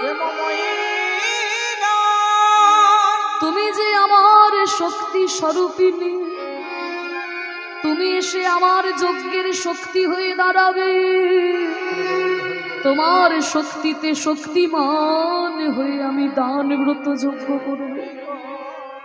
তোমাকে যে আসতেই হবে রাধে। সবার নামে যখন চিঠি লেখা হলো, নারদ মুনি বলছে, আচ্ছা কৃষ্ণচন্দ্র, চিঠি তো সবার নামে লিখেছো, কিন্তু যজ্ঞটা কোথায় হবে ভেবে দেখেছো? বলে, কেন, কোথায় যজ্ঞ করব? শোনো, এই রাজপ্রাসাদে তো আর এত বড় যজ্ঞ করা যাবে না, তাহলে কোথায় যজ্ঞ করার পরামর্শ আপনি দিচ্ছেন? আমার কথা যদি শোনো, তাহলে ওই প্রভাস তীর্থে গিয়ে যজ্ঞ করো। কেন এত জায়গা থাকতে প্রভাস তীর্থে কেন? এবার শুনে রাখুন, এই যে দানব্রত যজ্ঞকে প্রভাস যজ্ঞ বলা হয়, কারণটা কি? কারণ এই প্রভাসের তীর্থেই যজ্ঞটা করা হয়েছিল। তাই প্রভাস তীর্থটা খুব গুরুত্বপূর্ণ। কেন এই প্রভাসের তীর্থে যজ্ঞ করা হলো? শোনো কৃষ্ণচন্দ্র, এই প্রভাস তীর্থটা হচ্ছে খুব গুরুত্বপূর্ণ। কেন না একটু বলি, আপনারাও মন দিয়ে শুনুন। ওই যে আকাশের চন্দ্র দেবতাকে আপনারা দেখছেন, আকাশে চাঁদ দেখতে এমন সুন্দর হলে কি হবে মা গো, স্বভাবটি কিন্তু মোটে ভালো নয়। হ্যাঁ, স্বভাবটি একটু ভালো নয়। মুনি ঋষিরা বলেন যে চাঁদের চারপাশে 27 জন নক্ষত্র ঘোরাঘুরি করে, এই 27টি নক্ষত্র হচ্ছে চাঁদের 27 জন স্ত্রী। তা এই 27 জন স্ত্রী থাকা সত্ত্বেও চাঁদ করেছিল কি, নিজের গুরু পত্নী মানে বৃহস্পতির পত্নী তারার প্রতি আকৃষ্ট হয়েছিল। যেই না তারার প্রতি আকৃষ্ট হলো, অমনি গুরু বৃহস্পতি অভিশাপ দিয়ে উঠলো, ওরে মূর্খ দুষ্ট দেবতা হয়ে তোর এত অধঃপতন, তুই নিজের গুরু পত্নীর দিকে কুদৃষ্টি দিস। যেই রূপ যৌবনের জন্য তোর এই অধঃপতন, এই রূপ যৌবন তোর থাকবে না। আমি তোকে অভিশাপ দিলাম, 15 দিনের মধ্যে তুই ক্ষয় হতে হতে নিশ্চিহ্ন হয়ে যা। যেই না গুরু বৃহস্পতি অভিশাপ দিয়েছেন বাবা, কারোর অভিশাপ লাগুক আর না লাগুক, গুরুর অভিশাপ আগেই লেগে যায়। এবার যেই না গুরু বৃহস্পতি অভিশাপ দিয়েছে, সঙ্গে সঙ্গে চাঁদ একটু একটু করে ক্ষয় হতে শুরু করেছে। 1 দিন 2 দিন 3 দিন হয়ে যায়, আর একটু একটু করে চাঁদ ক্ষয় হতে হতে যেই 15 দিন হয়ে গেল, আর 1 খণ্ড চাঁদ পড়ে আছে। 1 খণ্ড চাঁদ পড়ে আছে। চাঁদের 27 জন স্ত্রী তো সবাই চিন্তায় পড়ে গেল, হাই হাই রে, এই একটা দিন যদি হয়ে যায় তাহলে তো চাঁদ নিশ্চিহ্ন হয়ে যাবে, আর আমরা তো সবাই মিলে বিধবা হয়ে যাব, এখন আমরা কি করব? এই বলে চাঁদের 27 জন স্ত্রী সবাই মিলে ছুটে গেল কোথায়? কৈলাস পর্বতে দেবাদিদেব মহাদেবের কাছে। দেবাদিদেব মহাদেবের কাছে কৈলাস পর্বতে গিয়ে তাকে ডাকতে শুরু করেছেন, ওম নমঃ শিবায়,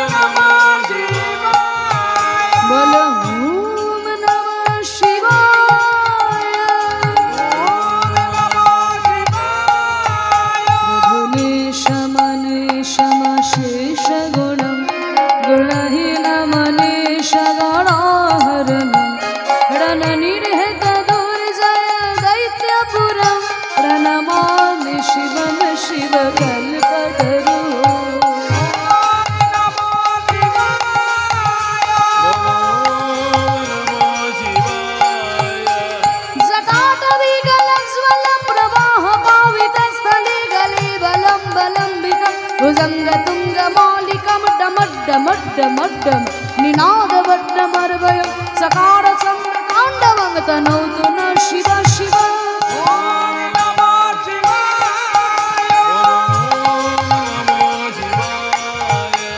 जटातटाः संभ्रम भ्रमन्निलिम्बनिर्झरि विलोलवीचिवल्लरि विराजमानमूर्धनि ध्वगध्वगध्वगज्ज्वल ललाटवट्टपावके किशोरचन्द्रशेखरे रति प्रतीक्षणं मम ओम नमः शिवाय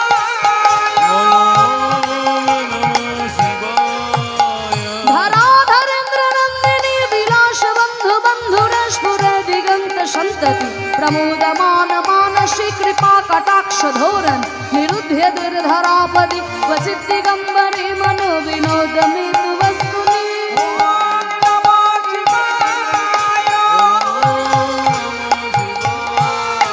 जटाभुजङ्गपिङ्गलस्वरद्भारामणिप्रभा कदम्ब कङ्कुमद्रव प्रलिप्य दिग्वधूमुखी मदान्ध सिन्धुरस्फुरत्यभुत्तरीयमेदुर मनो विनोदमद्भुतं विभूर्तभूतभर्तरि ओम नमः शिवाय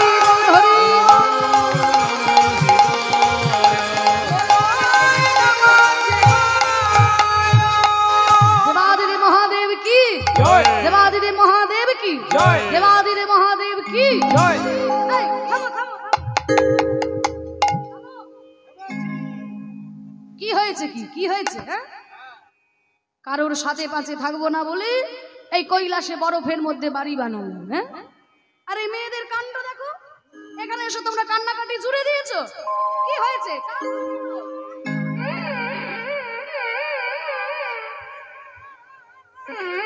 বাবা, চোখের সামনে মেয়েরা এমন কান্নাকাটি করলে কি ধ্যান করা যায়? আরে কাঁদছো কেন? স্বামী বলে কি হয়েছে, কোথা থেকে এসেছো, এখানে কেন কান্নাকাটি করছো? বলে জামাই বাবু। হ্যাঁ, কোত্থেকে এসেছো বাবা? চিনি না জানি না, একেবারে জামাই বাবু সম্বোধন। বলে জামাই বাবু, আপনি আমাদের চিনতে পারছেন না? চেনা দিলে তবে তো চিনবো। বলে জামাই বাবু, আমরা তো আপনার নিকট আত্মীয়া। হ্যাঁ, নিকট আত্মীয়া? বলে আপনি যখন চিনতে পারছেন না তাহলে পরিচয়টা দিই। এই যে দক্ষ রাজার একটি মেয়েকে তো আপনি বিবাহ করেছেন, দক্ষ রাজার মেয়ে সতীকে আপনি বিবাহ করেছেন, কিন্তু দক্ষ রাজার আরো যে 27 জন মেয়ে আছে, আমরা হলাম সেই 27 জন মেয়ে। আমাদের সবার বিয়ে হয়েছে ওই আকাশের চন্দ্র দেবতার সঙ্গে। তাহলে বুঝতে পারছেন তো, চাঁদ আর শিব ঠাকুর সম্পর্কে কি হচ্ছে?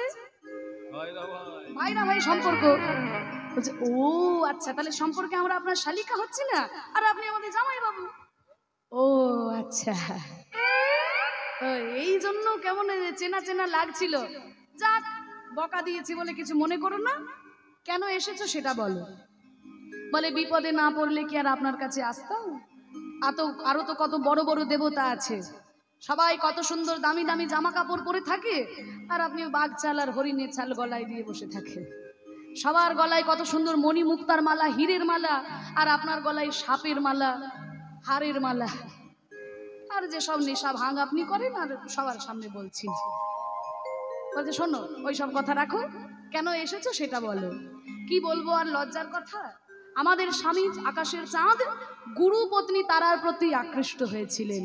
এবার গুরু বৃহস্পতি অভিশাপ দিয়েছে 15 দিনের মধ্যে ক্ষয় হতে হতে নিশ্চিহ্ন হয়ে যাবে। 15 দিন হয়ে গেছে আর একটা দিন পড়ে আছে। এই একটা দিন যদি হয়ে যায় তাহলে তো চাঁদ নিশ্চিহ্ন হয়ে যাবে, আর আমরা তো সবাই মিলে বিধবা হয়ে যাব। তাই আমরা সবাই আপনার কাছে ছুটে এসেছি, আপনি যদি কোনো উপায় করতে পারেন। ও এই ব্যাপার, তা আমার মতো জামাইবাবু থাকতে কে তোমাদের বেদবা করে আমিও দেখছি।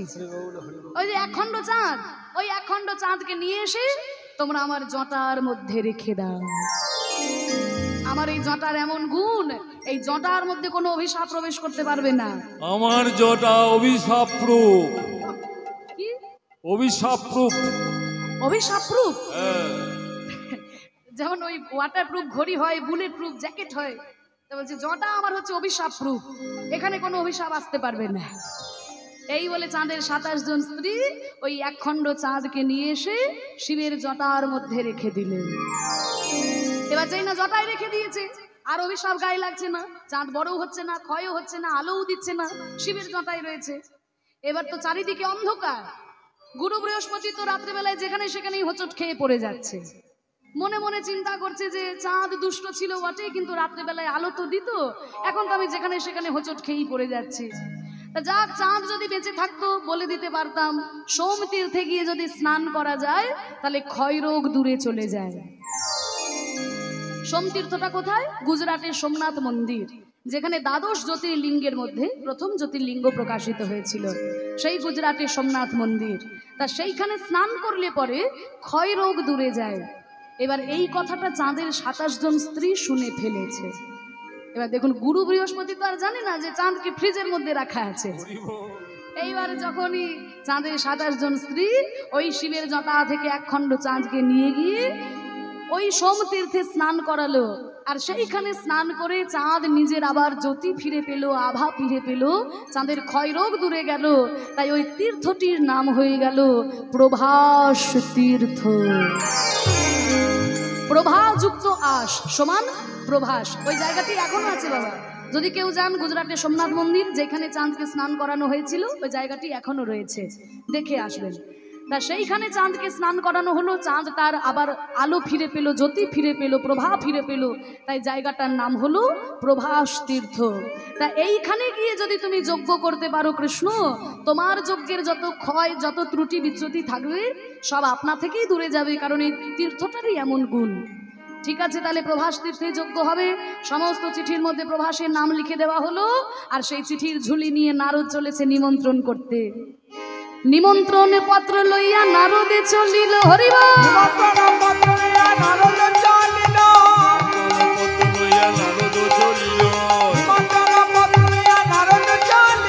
কৈলাস ধামেতে আসি উপনীত হলো। কৈলাসে এসেছে শিব ঠাকুরের কাছে। মামা, আরে তুমি কি সারা জীবন ধ্যানই করবে নাকি? ধ্যান করাই কাজ। ধ্যান করাই কাজ? আর ওদিকে কি হচ্ছে তুমি খোঁজ খবর রাখবে না? আমার দেখার দরকার নেই, আমার অফিসার ফিট করা আছে। অফিসার? কারা তোমার অফিসার? এই যে নন্দী, ভিঙ্গি, পেদনি, এই যে ডাকিনি, যোগিনী, এরা হচ্ছে আমার সব অফিসার। বলছে নন্দী, ভিঙ্গি, ভূত, প্রেত এরা সব অফিসার? হ্যাঁ, কেউ আমায় খবর দেয়নি, সব বসে বসে মাইনে নিচ্ছে, বসে বসে মাইনে খাচ্ছে। শোনো মামা, হ্যাঁ, আমি চিঠি এনেছি গো। চিঠি? হ্যাঁ। কার নামে চিঠি? তোমার নামে চিঠি। ওই যে আমাদের অবতার কৃষ্ণ আছে না, তা সেই কৃষ্ণচন্দ্র দান ব্রত যজ্ঞ করবে। তা সেই যজ্ঞ করার জন্য সবার প্রথমে তোমার নামে নিমন্ত্রণ। আমার নামে? হ্যাঁ, দল বল নিয়ে যাবে, পেট ভরে খাবে। তাই নাকি? আবার যা চাইবে তাই পাবে গো। আমার সোনার খোল চাই। সোনার খোলই পাবে, সবাইকে নিয়ে যাবে। ভালো মন্দ খাওয়া দাওয়া আছে? ভালো মন্দ খাওয়া দাওয়া হবে। বাহ বাহ বাহ। পত্র হেরি ভোলানাথের আনন্দিত মন, পত্র হেরি ভোলানাথের আনন্দিত মন। ওই তো এইখানে যজ্ঞানুষ্ঠানে সবার জন্য সেবার ব্যবস্থা করেছে বাবার কৃপায়। আজকেও সমস্ত এই যজ্ঞানুষ্ঠানে আজকেও কিন্তু সবার জন্য ভালো মন্দ, যে যা চাইবেন, যত পারবেন ততই সবার জন্য প্রসাদী ব্যবস্থা। পত্র হেরি ভোলানাথের আনন্দিত মন, পত্র হেরি ভোলানাথের আনন্দিত মন। আর বম বম বলে ভোলা করে নর্ত, আরে বম বম করে ভোলা করে নাচ। বম বম বম বম বম বম বম বম বম করে ভোলা করে নাচ। বম বলে ভোলা করে আনন্দ ধরে না, আনন্দ ধরে না, আনন্দ ধরে না, আনন্দ ধরে না। ওই নিমন্ত্রণ পত্র পেয়ে আনন্দ ধরে না। নিমন্ত্রণ পত্র পেয়ে আনন্দ ধরে না। বম বম বলে শিব ঠাকুর নৃত্য করছে, আনন্দে মনে সবাইকে নিয়ে ছুটে চলেছে। স্বর্গের সমস্ত দেবতার কাছে চিঠি দিয়েছে, মর্তের নাগকুল, দৈত্যকুল, পাতালের সবার কাছে চিঠি দিয়ে যেই না নারদ মুনি বৃন্দাবনে প্রবেশ করেছে, দেখে কিনা বৃন্দাবনের বিরহ তীব্র হয়েছে। ওই শ্রীরাম সখা পটেতে আঁকা শ্যামের মূরতি করে, দেখে শ্রীরাম সখা পটেতে আঁকা শ্যামের মূরতি করে। পাকা পাকা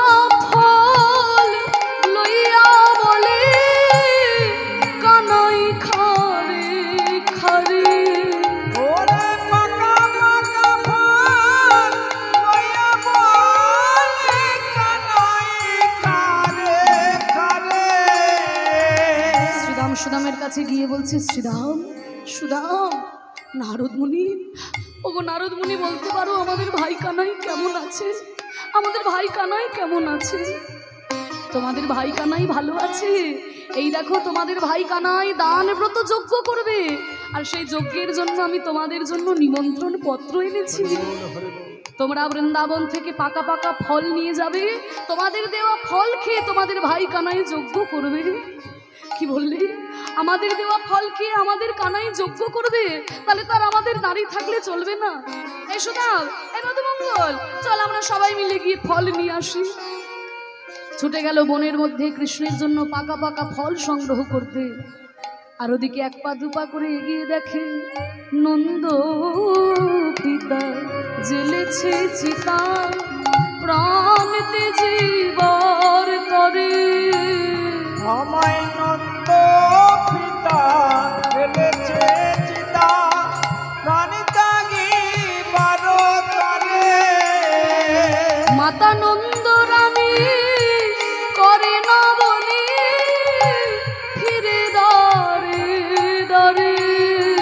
মাতা নন্দ রানী করে নবনী, ফিরছে দারে দারে। মা যশোমতীর কাছে গিয়ে বলছে, মা কে কে আমার গোপাল এসেছিস, আমার গোপাল এসেছিস বাবা। মা আমি তোমার গোপাল নয় মা, আমি নারদ মুনি, তুমি কি চোখে দেখতে পাচ্ছ না মা? ও নারদ, যেদিন থেকে আমার গোপালে আমায় ছেড়ে বিদায় নিয়েছে, সেদিন থেকে আমার চোখের দৃষ্টিও যে আমায় ছেড়ে বিদায় নিয়েছে। মা গো, তোমার গোপালের লেখা চিঠি তুমি চোখে বুলিয়ে নাও মা, তুমি দেখতে পাবে। যেই না চিঠিটাকে নিয়ে মা যশোমতী চোখে বুলিয়ে নিয়েছেন, এই তো আমি আবার দেখতে পাচ্ছি, এই তো আমি দেখতে পাচ্ছি আমার গোপাল দানব্রত যজ্ঞ করবে। সেই যজ্ঞে আমি গিয়ে তাকে আশীর্বাদ করব। আমি আশীর্বাদ না করলে আমার গোপালের যজ্ঞ হবে না, আমায় তো যেতেই হবে। জানো নারদ, আমার গোপাল আমার হাতে ক্ষীরসর নবনী খেতে বড় ভালোবাসে। আমি নিজের হাতে আমার গোপালের জন্য ক্ষীরসর নবনী তৈরি করে নিয়ে যাব। ছুটে গেল ক্ষীরসর নবনী তৈরি করতে, আর এক পা দুপা করে গিয়ে নন্দ পিতার কাছে গিয়ে বলছে, এই যে নন্দ পিতা, আপনি যে চিতা সাজিয়েছেন, ভেঙে ফেলুন, ভেঙে ফেলুন। ও নারদ, আমাকে ছেড়ে দাও, আমি আর বাঁচতে চাই না। এই জীবন রেখে আমি কি করব? এই চিতার উপরে আমি উঠে প্রাণ বিসর্জন দেব। আপনি চিতা ভেঙে ফেলুন। এই দেখুন, আমি আপনার গোপালের চিঠি এনেছি পিতা। আপনার পুত্র গোপাল দান ব্রত যজ্ঞ করবে, সেই যজ্ঞে আপনি তাকে গিয়ে আশীর্বাদ করবেন, আর তার যজ্ঞ দাঁড়িয়ে থেকে পরিচালনা করবেন। আপনি না গেলে যে তার যজ্ঞ বিফল হবে পিতা, আপনাকে যে যেতেই হবে। কি বললেন নারদ? আমার গোপাল দান ব্রত যজ্ঞ করবে, সেই যজ্ঞে আমি দাঁড়িয়ে থেকে পরিচালনা করব, তাহলে তো আমাকে যেতেই হবে। তাহলে তো আমার মরলে চলবে না। না না, এই চিতা আমি ভেঙে ফেললাম, আমার গোপালের কাছে আমি যাব। ওরে তোরা কে কোথায় আছিস রে? মণিমুক্তার হার নিয়ে আয়, আমার গোপালকে আমি রাজা সাজাবো। ছুটে গেল মণিমুক্তার হার সংগ্রহ করতে, আর এক পা দুপা করে এগিয়ে গিয়ে যেই না রাধারানীর কুঞ্জে প্রবেশ করেছে, দেখে কিনা রাধারানীর বিরহ আরো তীব্র হয়েছে।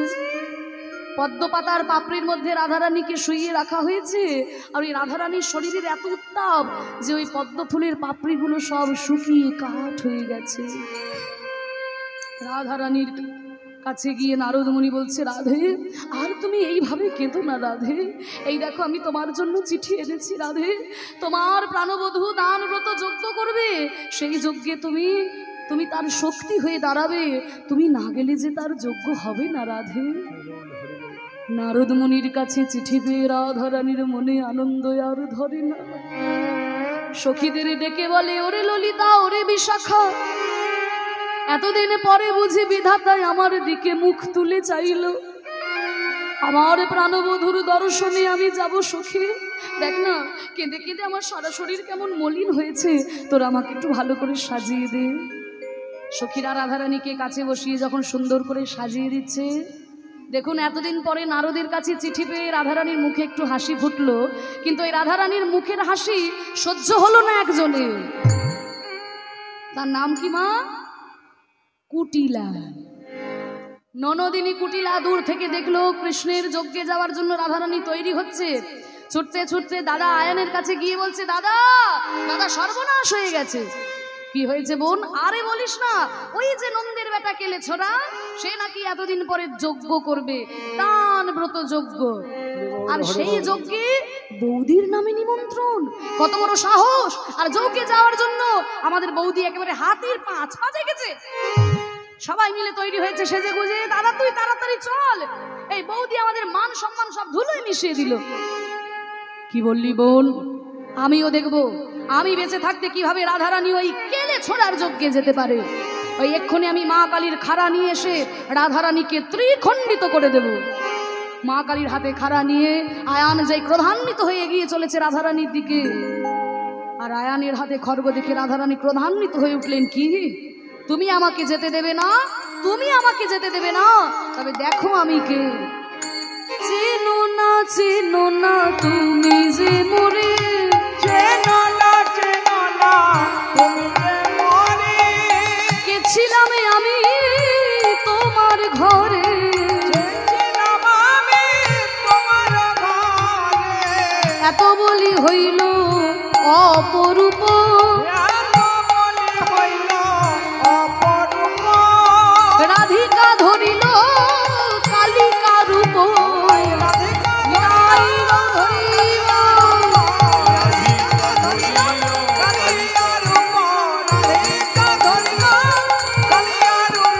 ওই কালী হয়ে দাঁড়ালো আমাদের রাই বিনোদিনী, কালী হয়ে দাঁড়ালো আমাদের রাই বিনোদিনী, কালী হয়ে দাঁড়ালো। আয়ানের হাতে খড়গ দেখে রাধারানী চক্ষু দুটো রক্তবর্ণ হয়ে গেল, সারা অঙ্গ ধীরে ধীরে কালো হয়ে যেতে শুরু করলো। কালী মূর্তি ধারণ করে যেই না রাধারানী দাঁড়িয়েছে, দেখি আয়ান পদতলে, জয় জয় কালী জয় কালী বলে, আমি চিনতে পারি না ধরণী রূপে ও জননী, চিনতে পারি না।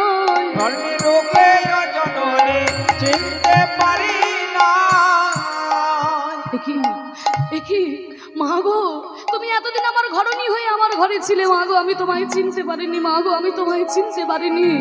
ওই রাধারানীর কালী মূর্তি দর্শন করে আয়ান চরণতলে লুটিয়ে পড়ল রাধারানী। আজকে আয়ানের সঙ্গে আমরাও চলুন হাত জোর করে একটু রাধারানীর সেই কালী মূর্তিকে স্মরণ করি। সবাই একটু হাত জোর করে বসুন।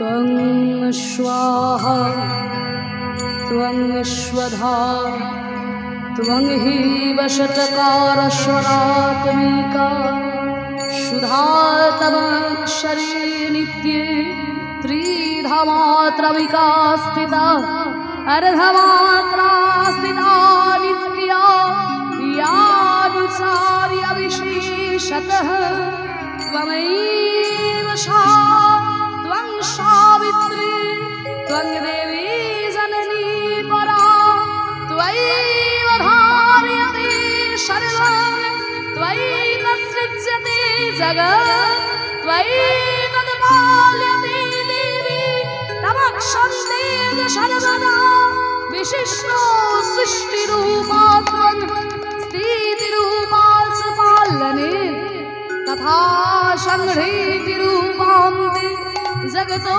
श्री जगन्मये महाविद्या महामाया महामेधा महाश्रुति महामोहा च भवतीर्महादेवी महाशूली प्रकृतित्वंश्च सर्वस्य गुणात्रयविभाविनी कालरात्रिर्महारात्रिर्मोहरात्रिश्च दारुणा त्वं हि त्वमेश्वरी त्वं हीर्दङ्गबुद्धिर्बोधलक्षणा लज्जा पुष्टिं तथा तुष्टि त्वं शान्ति शान्तिरेव च खर्गिनी शूलिनी घोरा गलिनी चक्रिणी तथा शङ्खिनी चापिनी मारा भूषण्य परिघायुधा संज्ञा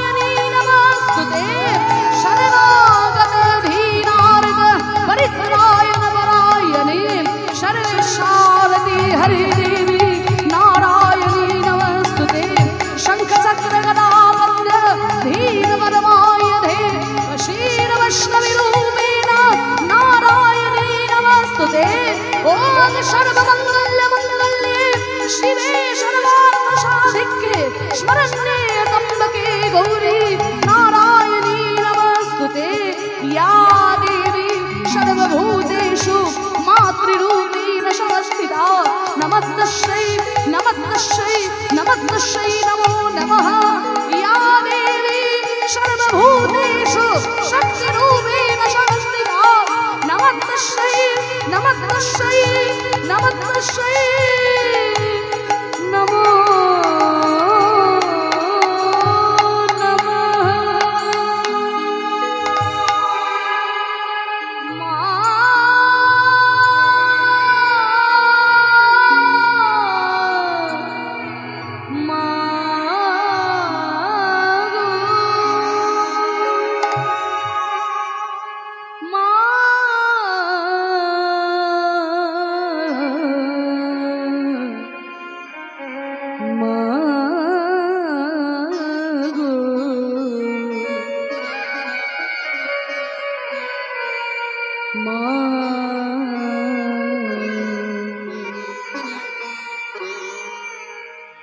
মাকে যখন স্মরণ করলাম একটু মায়ের গান গাইব নাকি?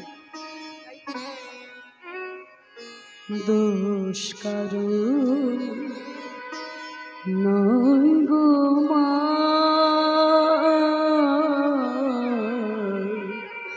দোষ কারো নয় গো মা, আমি সখাত সলিলে ডুবে মরে শ্যামা, দোষ কারো নয় গো মা।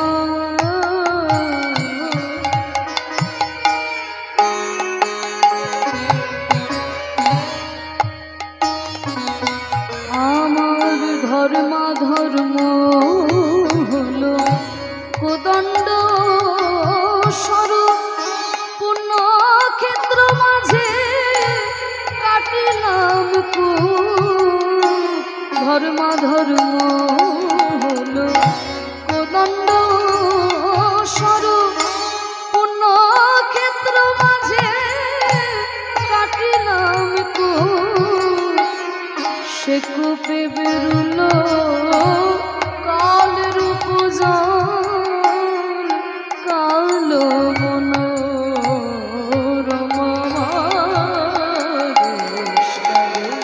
ভাই গো মা।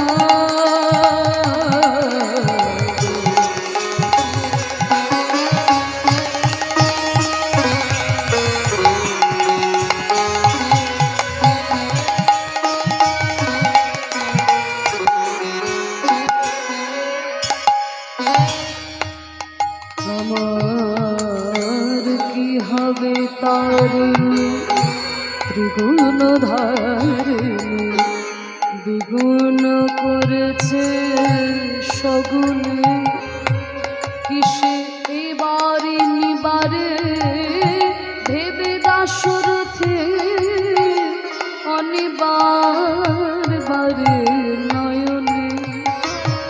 আমার কি হবে তারিণী ত্রিগুণ ধারিণী, দ্বিগুণ করেছে সগুণে, কিসে এবারে নিবারে ভেবে দাসরথে অনিবার বারে নয়নে।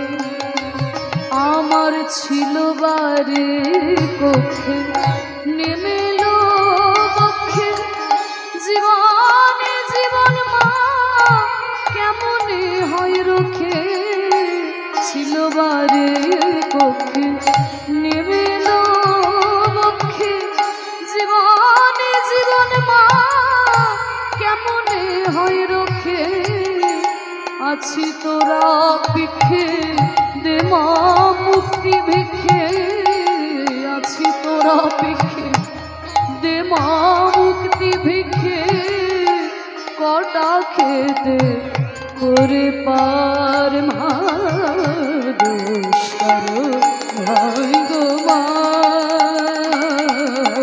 দোষ কারো ভাই গো মা। আমি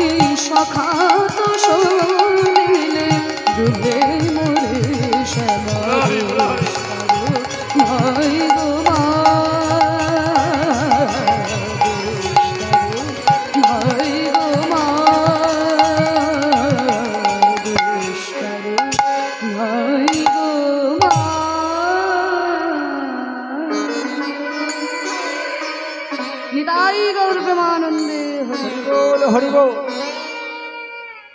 আহা, আয়ান লুটিয়ে পড়েছে রাধারানীর সেই চরণতলে। মা গো, তুমি এতদিন আমার ঘরণী রূপে আমার ঘরে ছিলে মা গো, আমি তোমায় চিনতে পারি নাই মা, আমি তোমায় চিনতে পারি নাই। তুমি কৃষ্ণ দর্শনে যাবে মা গো, তুমি কৃষ্ণ দর্শনে যাও, এই অধমের হয়ে দুটো কথা তুমি কৃষ্ণের কাছে জানিয়ে দিও। তাই রাধারানীর আয়ান ওই কুটিলাকে সঙ্গে নিয়ে চলে গেলেন। শ্রীমতী রাধারানী বলছে, ওরে সখী, এবার তোর আমাকে সুন্দর করে সাজিয়ে দে, এবার যে আমি আমার স্বামীর অনুমতি নিয়ে কৃষ্ণ দর্শনে যাব রে, আমি সবাইকে গরব গরব করে বলবো আমি কৃষ্ণ কলঙ্কিনী, আমি কৃষ্ণ কলঙ্কিনী। সুন্দর করে সখীরা রাধারানীকে সাজিয়ে দিয়েছে। এবার যেই না সাজিয়ে দিয়েছে, রাধারানী বলছে, তাহলে আমি আমার প্রাণবধূর জন্য কি নেব? মা যশোমতী ক্ষীরসর নবনী নিয়েছে, নন্দপিতা মণিমুক্তার হার নিয়েছে, সখাগণ পাকা পাকা ফল নিচ্ছে, তাহলে আমি কি নেব? এমন কিছু নিতে হবে যাতে সবার সঙ্গে মিশে না যায়। তাই সখী শনে বিনোদিনী যুক্তি করিয়া বিনা সুতোর মালা গাঁথে হরষিত হইয়া, নিজের হাতে বিনা সুতোর মালা গেঁথে সেই মালা নিয়ে আজকে রাধারানী চলেছেন। নিমন্ত্রণ পত্র পাইয়া ব্রজবাসীগণ, নিমন্ত্রণ পত্র পাইয়া ব্রজবাসীগণ, প্রভাস যজ্ঞের পথে করল গমন, প্রভাস যজ্ঞের গানে করল গমন, ভাণ্ড ভরিয়া নিল দধি দুগ্ধ ছানা, ভাণ্ড ভরিয়া নিল দধি দুগ্ধ ছানা, ফলে মূলে কত নিল না হয় গণনা। ফলমূল কত নিল না হয় গণনা। সবাই সবকিছু নিয়ে যেই না প্রভাস যজ্ঞে এসে দাঁড়িয়েছেন। প্রভাস যজ্ঞের 4টি দরজা, পূর্ব পশ্চিম উত্তর দক্ষিণ। একদিকের দরজা দিয়ে শ্রীরাম সুদামের কাছে পাকা পাকা ফল নিচ্ছেন কৃষ্ণচন্দ্র, আরেক দিকের দরজা দিয়ে মা যশোমতী প্রবেশ করেছেন। আর যেই না মা যশোমতী প্রবেশ করেছেন, প্রাণ গোবিন্দ আমার বললেন, দাদা দাদা তুমি আমার শ্রীরাম সুদামের কাছে থাকো দাদা, ওইদিকে আমার মা এসেছে, আমি মায়ের কাছে যাই। কৃষ্ণচন্দ্র যেই না ছুটে গিয়ে মায়ের চরণে প্রণাম করেছে। মা যশোমতী বলছে, ওরে বাবা গোপাল, মায়ের কথা মনে পড়ে না বাবা, মায়ের কথা মনে পড়ে না। তাই গোপালকে কাছে জড়িয়ে ধরে কত চুম্বন করছে, কত আদর করছে। আয় বাবা গোপাল, আমার কোলের উপরে বস, আমি দেখ তোর জন্য নিজের হাতে ক্ষীরসর নবনী তৈরি করে নিচ্ছি বাবা। এই বলে সেই ক্ষীরসর নবনী গোপালকে কোলে বসিয়ে যেই না মা যশোমতী খাওয়াতে যাবে, ওদিকে দেবকী ছুটে এসেছে। দেবকী ছুটে এসে বলছে, এই যে যশোদা, আমার ছেলে গোপালকে তুমি কোল থেকে নামিয়ে দাও। গোপালকে ছানা মাখন খাওয়াতে হলে আমি খাওয়াবো, আমি গোপালের মা। কি বললে তুমি? আমি গোপালকে ছোটবেলা থেকে নিজের স্তন পান করিয়ে বড় করে তুললাম, আর আজকে গোপাল তোমার ছেলে হয়ে গেল। বলে, শোনো, কাকের বাসায় কোকিলের বাচ্চা বড় হয়, তাই বলে কি কাক কখনো কোকিলের মা হয়ে যায়? এ কেমন কথা? ওরে গোপাল, ওরে গোপাল, তুই বল বাবা, আমি তোর মা নয়, আমি তোর মা নয়। গোপাল পড়েছেন বিপদে। যশোদাও আমার মা, দেবকীও আমার মা। আমি যদি বলি যশোদা আমার মা, দেবকীর প্রাণে ব্যথা হবে। যদি বলি দেবকী আমার মা, যশোদার প্রাণে ব্যথা হবে। তা আমি কোন দিকে যাব? এবার দেখুন, যখন মায়েতে মায়েতে ঝগড়া বেঁধেছে,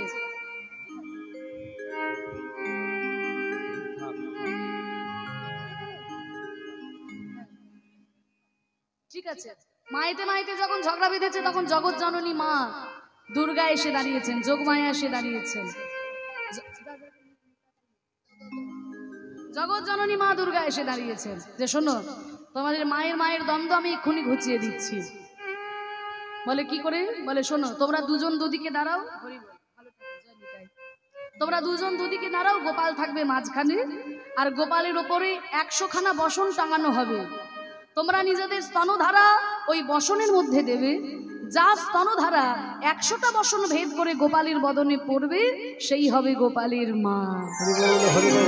শতেক বসন টাঙা হইবে, শতেক বসন টাঙা হইবে, কার তো নয় গোপাল জানা সে যাবে, কার তো নয় গোপাল জানা তো যাবে, কারো তো নয়, কারো তো নয়, মনে হয় কারো তো নয়, কারো তো নয়, মনে হয় কারো তো নয়, কারো তো নয়, মনে হয় কারো তো নয়, কারো তো নয়, কারো তো নয়, যে ভজে কৃষ্ণ তারই তো হয়, মনে হয় কারো তো নয়, মনে হয় কারো তো নয়।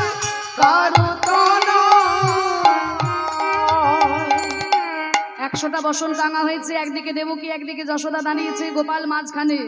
এবার দেখুন অহংকার করে দেবকী যখন নিজের স্তনধারা ওই বসনের মধ্যে দিতে গেল, 100টা বসন তো দূরের কথা মাগো, একটা বসনও ভেদ করলো না। আর ওদিকে গোপাল রে বলে কেঁদে কেঁদে যখন মা যশোমতী তার নিজের স্তনধারা ওই বসনের মধ্যে দিল, 100টা বসন ভেদ করে ওই স্তনধারা গোপালের বদনে গিয়ে পড়ল। প্রমাণ হয়ে গেল যশোদাই গোপালের মা। আসলে কি জানেন তো, এই দেবকীর স্তন গোবিন্দ পান করলেন না, কারণ এই দেবকী ছিল পূর্বজন্মে কৈকেয়ী। জানেন আপনারা সবাই কৈকেয়ীর কথা, রামচন্দ্রের মা কৌশল্যা আর ভরতের মা কৈকেয়ী। রামচন্দ্রকে বনবাসে পাঠানোর সমস্ত ব্যবস্থা যখন করে ফেললো, শেষকালে যখন দাঁড়িয়ে আছে বনবাসে যাবে বলে দাঁড়িয়েছেন, মা কৌশল্যা এক বাটি দুধ এনে বলেছিল, ওরে বাবা রাম, বনবাসে চলে যাচ্ছিস আর জানি না কোনোদিন দেখতে পাবো কিনা, অন্তত এই এক বাটি দুধ তুই খেয়ে যা। যখন ওই দুধের বাটি মা কৌশল্যা রামচন্দ্রের মুখের সামনে ধরলেন, আর মা কৈকেয়ী ওই রামচন্দ্রের মুখের সামনে থেকে দুধের বাটিকে মাটিতে ছুঁড়ে ঢেলে দিলেন। না, দুধ খেয়ে যাওয়া যাবে না, অনাহারে যেতে হবে বনবাসে, অনাহারে। দেখুন কত কষ্ট করে রামচন্দ্র বনবাস করেছিলেন। এইভাবে যেন কোনো সৎ মা তার ছেলেকে এইভাবে কষ্ট কোনোদিন না দেয়। তা রামচন্দ্র যখন 14 বছর বনবাস করে ফিরে এলেন, তখন মা কৈকেয়ীর চরণে প্রণাম করে বলছে, মা গো, তুমি আমায় বনে পাঠিয়েছিলে মা গো, তাই আমি তোমার কাছে কৃতজ্ঞ, আমি তোমাকে প্রণাম জানাই। কারণ তুমি আমাকে বনে পাঠিয়েছিলে বলে 14টা বছর বনে বনে ঘুরে আমি অভিজ্ঞতা সঞ্চয় করেছি। বনের বাদর আমার দাস হয়েছে, বনের কুহক চন্দাল আমার বন্ধু হয়েছে, এগুলো কোনোটাই হতো না যদি তুমি আমাকে বনে না পাঠাতে মাগো, তাই আমি তোমাকে প্রণাম জানাই। কৈকেয়ী বলে উঠলো, ওরে রাম, আমি তোকে শত্রুতা করে বনে পাঠালাম আর তুই আমাকে সম্মান জানালি। ওরে তোর মতো ছেলে যেন আমি পেটে ধরতে পারি রাম, এর পরের জন্মে যেন তুই আমার পেটের ছেলে হয়ে জন্ম নিস। এই জন্মে শুধু তোর সঙ্গে শত্রুতা করে গেলাম, তোকে ভালোবাসতে পারলাম না বাবা। আমার পেটের ছেলে হয়ে জন্ম নিলে আমি তোকে ভালোবাসতে পারবো, তোর সঙ্গে শত্রুতা করতে পারবো না। তাই হবে মা, আগামী দাপর যুগে যখন আমি কৃষ্ণ অবতার হয়ে যাব, তুমি হবে দেবকী, সেই দিন আমি তোমার গর্ভেই জন্ম নেব। কিন্তু মা গো, তোমার গর্ভে জন্ম নিলেও তোমার স্তন আমি পান করব না। কেন বাবা? বলে মনে আছে মা, যেদিন বনবাসে যাচ্ছিলাম মা কৌশল্যা এক বাটি দুধ এনে আমার মুখের সামনে ধরেছিল, আর সেদিন তুমি মা হয়ে সন্তানের মুখের সামনে থেকে দুধের বাটিকে মাটিতে ছুঁড়ে ফেলে দিয়েছিলে। তাই তোমার স্তন আমি পান করব না, তোমার গর্ভেই আমি জন্ম নেব। তাহলে যশোদা স্তন কেন পান করলেন? কারণ এই যশোদা ছিল পূর্বজন্মে ধরা সতী। যেই ধরা সতী, সংসারে তার এত দারিদ্র, আর নারায়ণ এসেছেন অতিথি হয়ে পরীক্ষা করার জন্য, কিন্তু অতিথিকে সেবা দেবেন, সংসারে দেওয়ার মতো কিছু নাই। গ্রামে গ্রামে ভিক্ষা করে যখন কোনো ভিক্ষা পেল না, এক মুদির দোকানির কাছে গেল ভিক্ষা চাইতে। মুদির দোকানি বলল, কোনো কিছু বন্ধক না দিলে পরে চাল ডাল দিতে পারবে না। তখন বন্ধক দেবে কি? ধরা মায়ের কাছে দেবার মতো কিছু নাই। তখন ধরা মা করেছিল কি জানো? ওই মুদির দোকানির কাছে একটা যন্ত্র নিয়ে নিজের স্তন কর্তন করে সেই স্তনকে বন্ধক রেখে তার বিনিময়ে চাল ডাল নিয়ে গিয়ে অতিথি সেবা দিয়েছিলেন ধরা মা। নারায়ণ বলে উঠলো, মাগো মাগো, তুমি কি করেছো মা? তুমি কি করেছো? আমার সেবা দেওয়ার জন্য তুমি তোমার স্তন কর্তন করেছো মাগো। যেই তুমি আমার সেবা দেওয়ার জন্য নিজের স্তন কর্তন করেছো মা, ওই স্তনের জ্বালা আমি রাখবো না। আগামী দাবর যুগে যখন আমি অবতার কৃষ্ণ হয়ে যাব, সেদিন তুমি হবে যশোদা, আর সেই দিন আমি তোমার স্তন পান করে তোমার ওই স্তনের যন্ত্রণা আমি দূর করে দেব। নিতাই গৌর হরি। সেই ধরা মা জন্মগ্রহণ করেছে যশোদা হয়ে, তাই তো প্রাণ গোবিন্দ যশোদার স্তন পান করলেন, দৈবকীর স্তন পান করলেন না। তাই একদিকে মা যশোমতী গোপালকে ক্ষীরসর নবনী খাইয়ে দিচ্ছেন, আর একদিকে দরজা দিয়ে যখন রাধারানী প্রবেশ করেছেন সখীদের সঙ্গে নিয়ে, দারোয়ান ধরেছে, তোমরা যাচ্ছ কোথায়? বলে কৃষ্ণচন্দ্রের কাছে যাব। বলে আমাদের কৃষ্ণচন্দ্র এখন যজ্ঞে বসেছেন, একটু অপেক্ষা করো। তাই প্রাণ গোবিন্দ আমার যজ্ঞ করেছেন। ওম অগ্নে বিরিহিতে মন্ত্রস্য মধুচন্দারেশি গায়ত্রী ছন্দ প্রাত শরণ বিনিয়োগাঃ। ওম স্বস্তি ন ইন্দ্র বিদ্যস্তবাঃ স্বস্তি ন পুরুষে বিশ্ববেদাঃ স্বস্তি ন বৃহস্পতি দধাতু স্বস্তি ন ইন্দ্র বিদ্যস্তবাঃ স্বস্তি ন পুরুষে বিশ্ববেদাঃ স্বস্তি ন বৃহস্পতি দধাতু শান্তি। ওম শান্তি ওম শান্তি।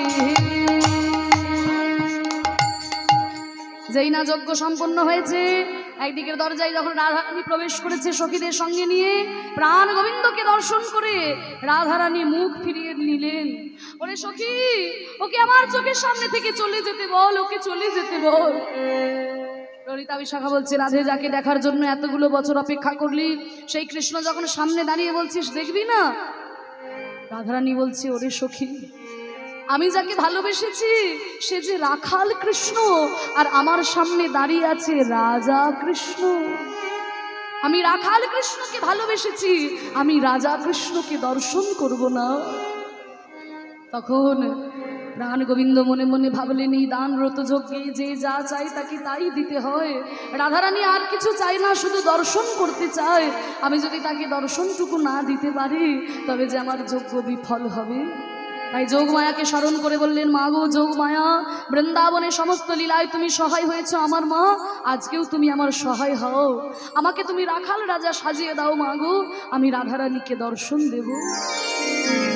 যোগে মায়া সরি হরি রচি বৃন্দাবন পুরে, যোগে মায়া চলে হরি রচি বৃন্দাবনপুরে, রাধারি দর্শন দিল, রাধারে দর্শন দিল।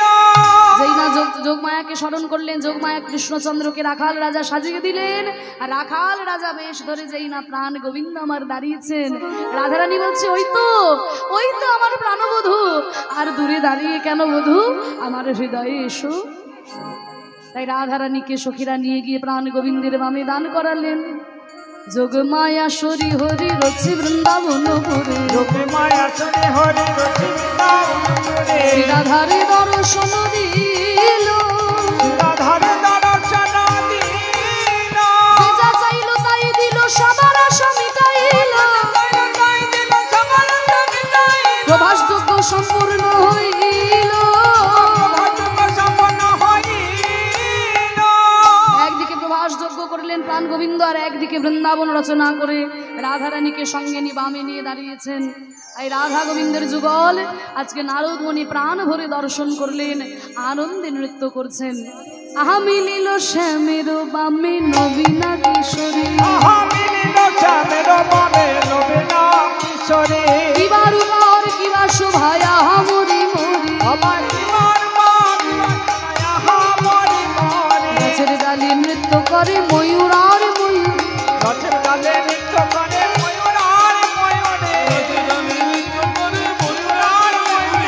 আনন্দেতে গান গায় সুখী আর সারি,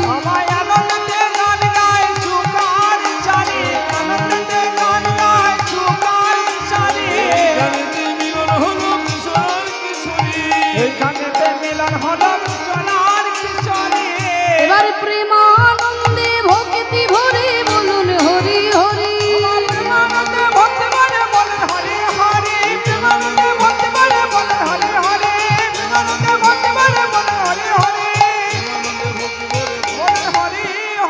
হরি বল হরি বল হরি বল হরি বল নিতাই বল হরি বল, জয় রাধে রাধা গোবিন্দ বল, জয় রাধে রাধা গোবিন্দ বল, জয় রাধে জয় রাধে জয় রাধে জয় রাধে জয় রাধে।